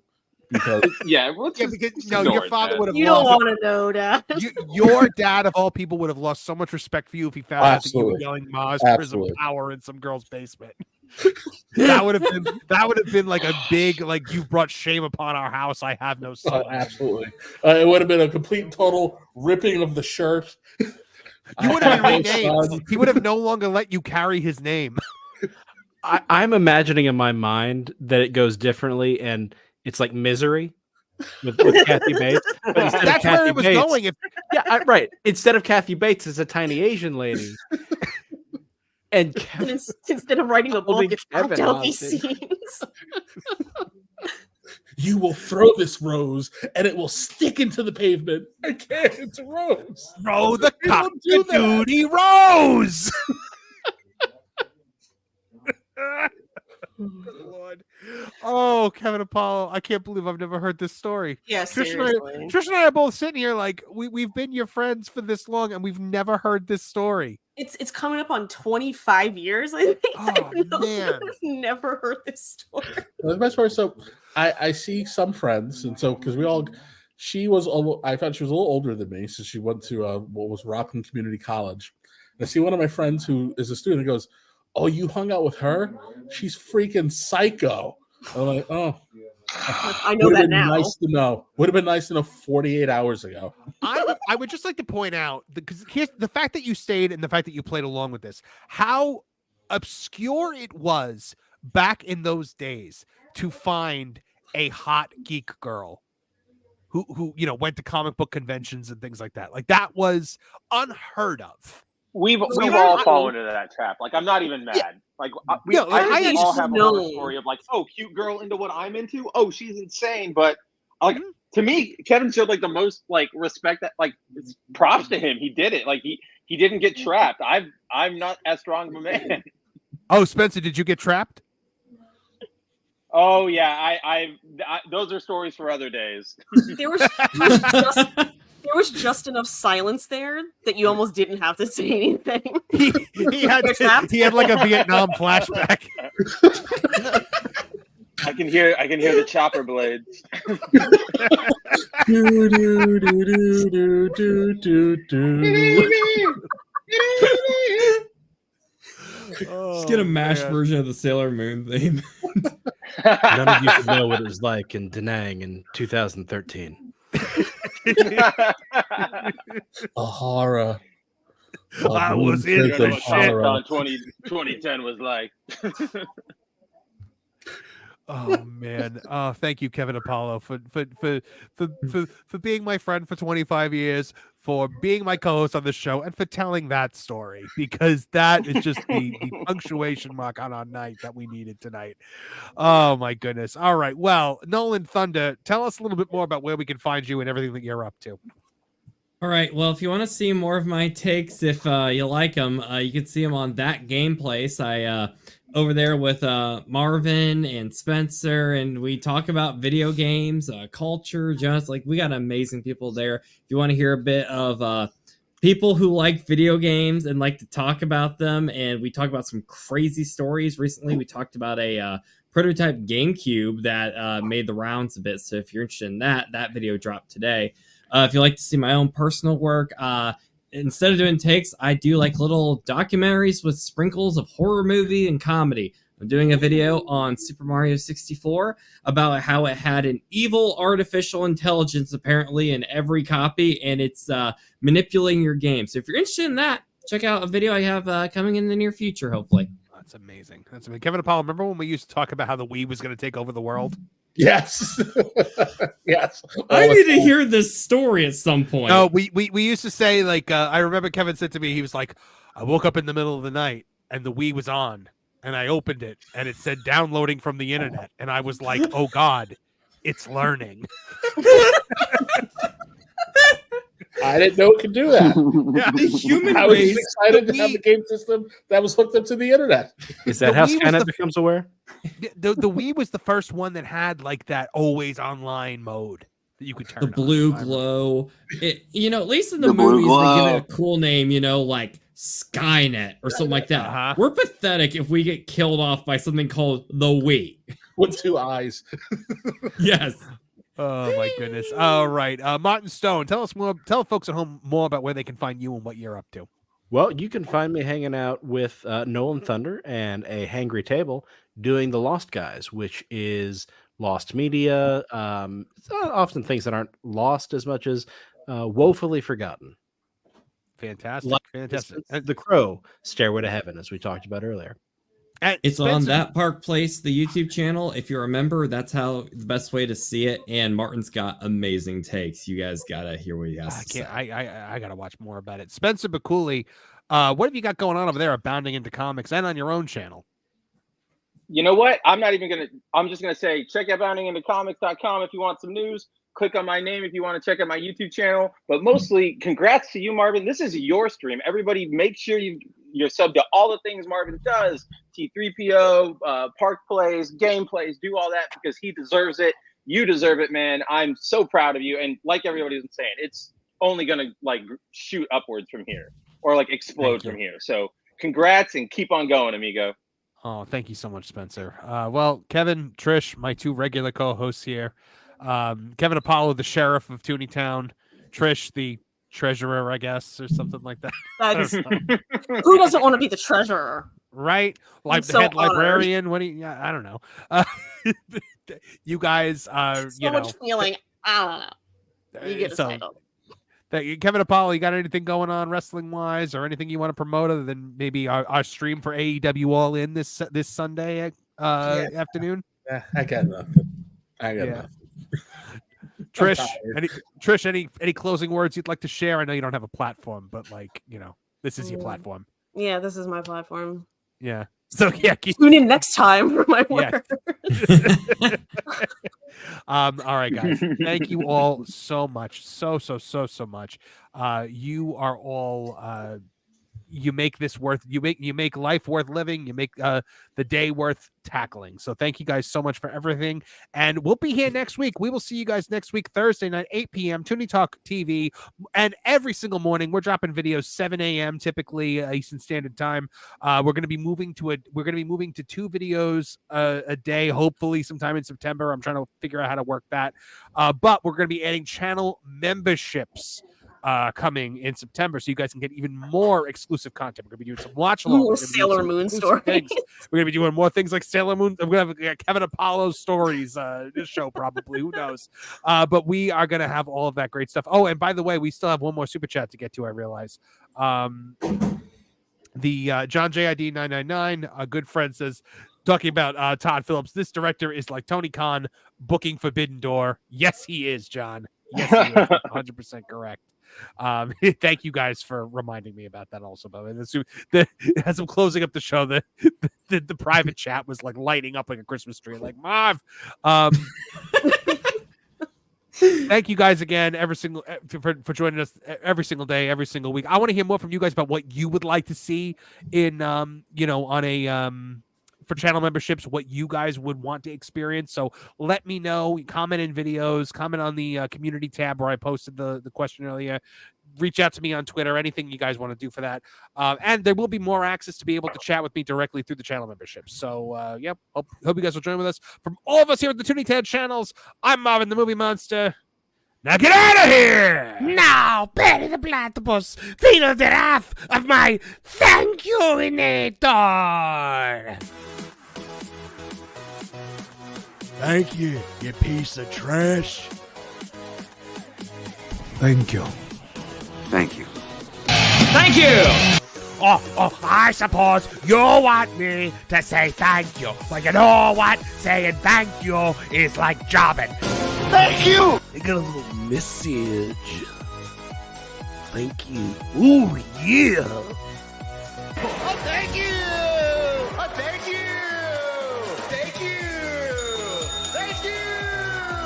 Thank you! Thank you! Thanks? For what? Hi-ho from all of us here at Tooney Town. Thank you! And viewers like you. Thank you.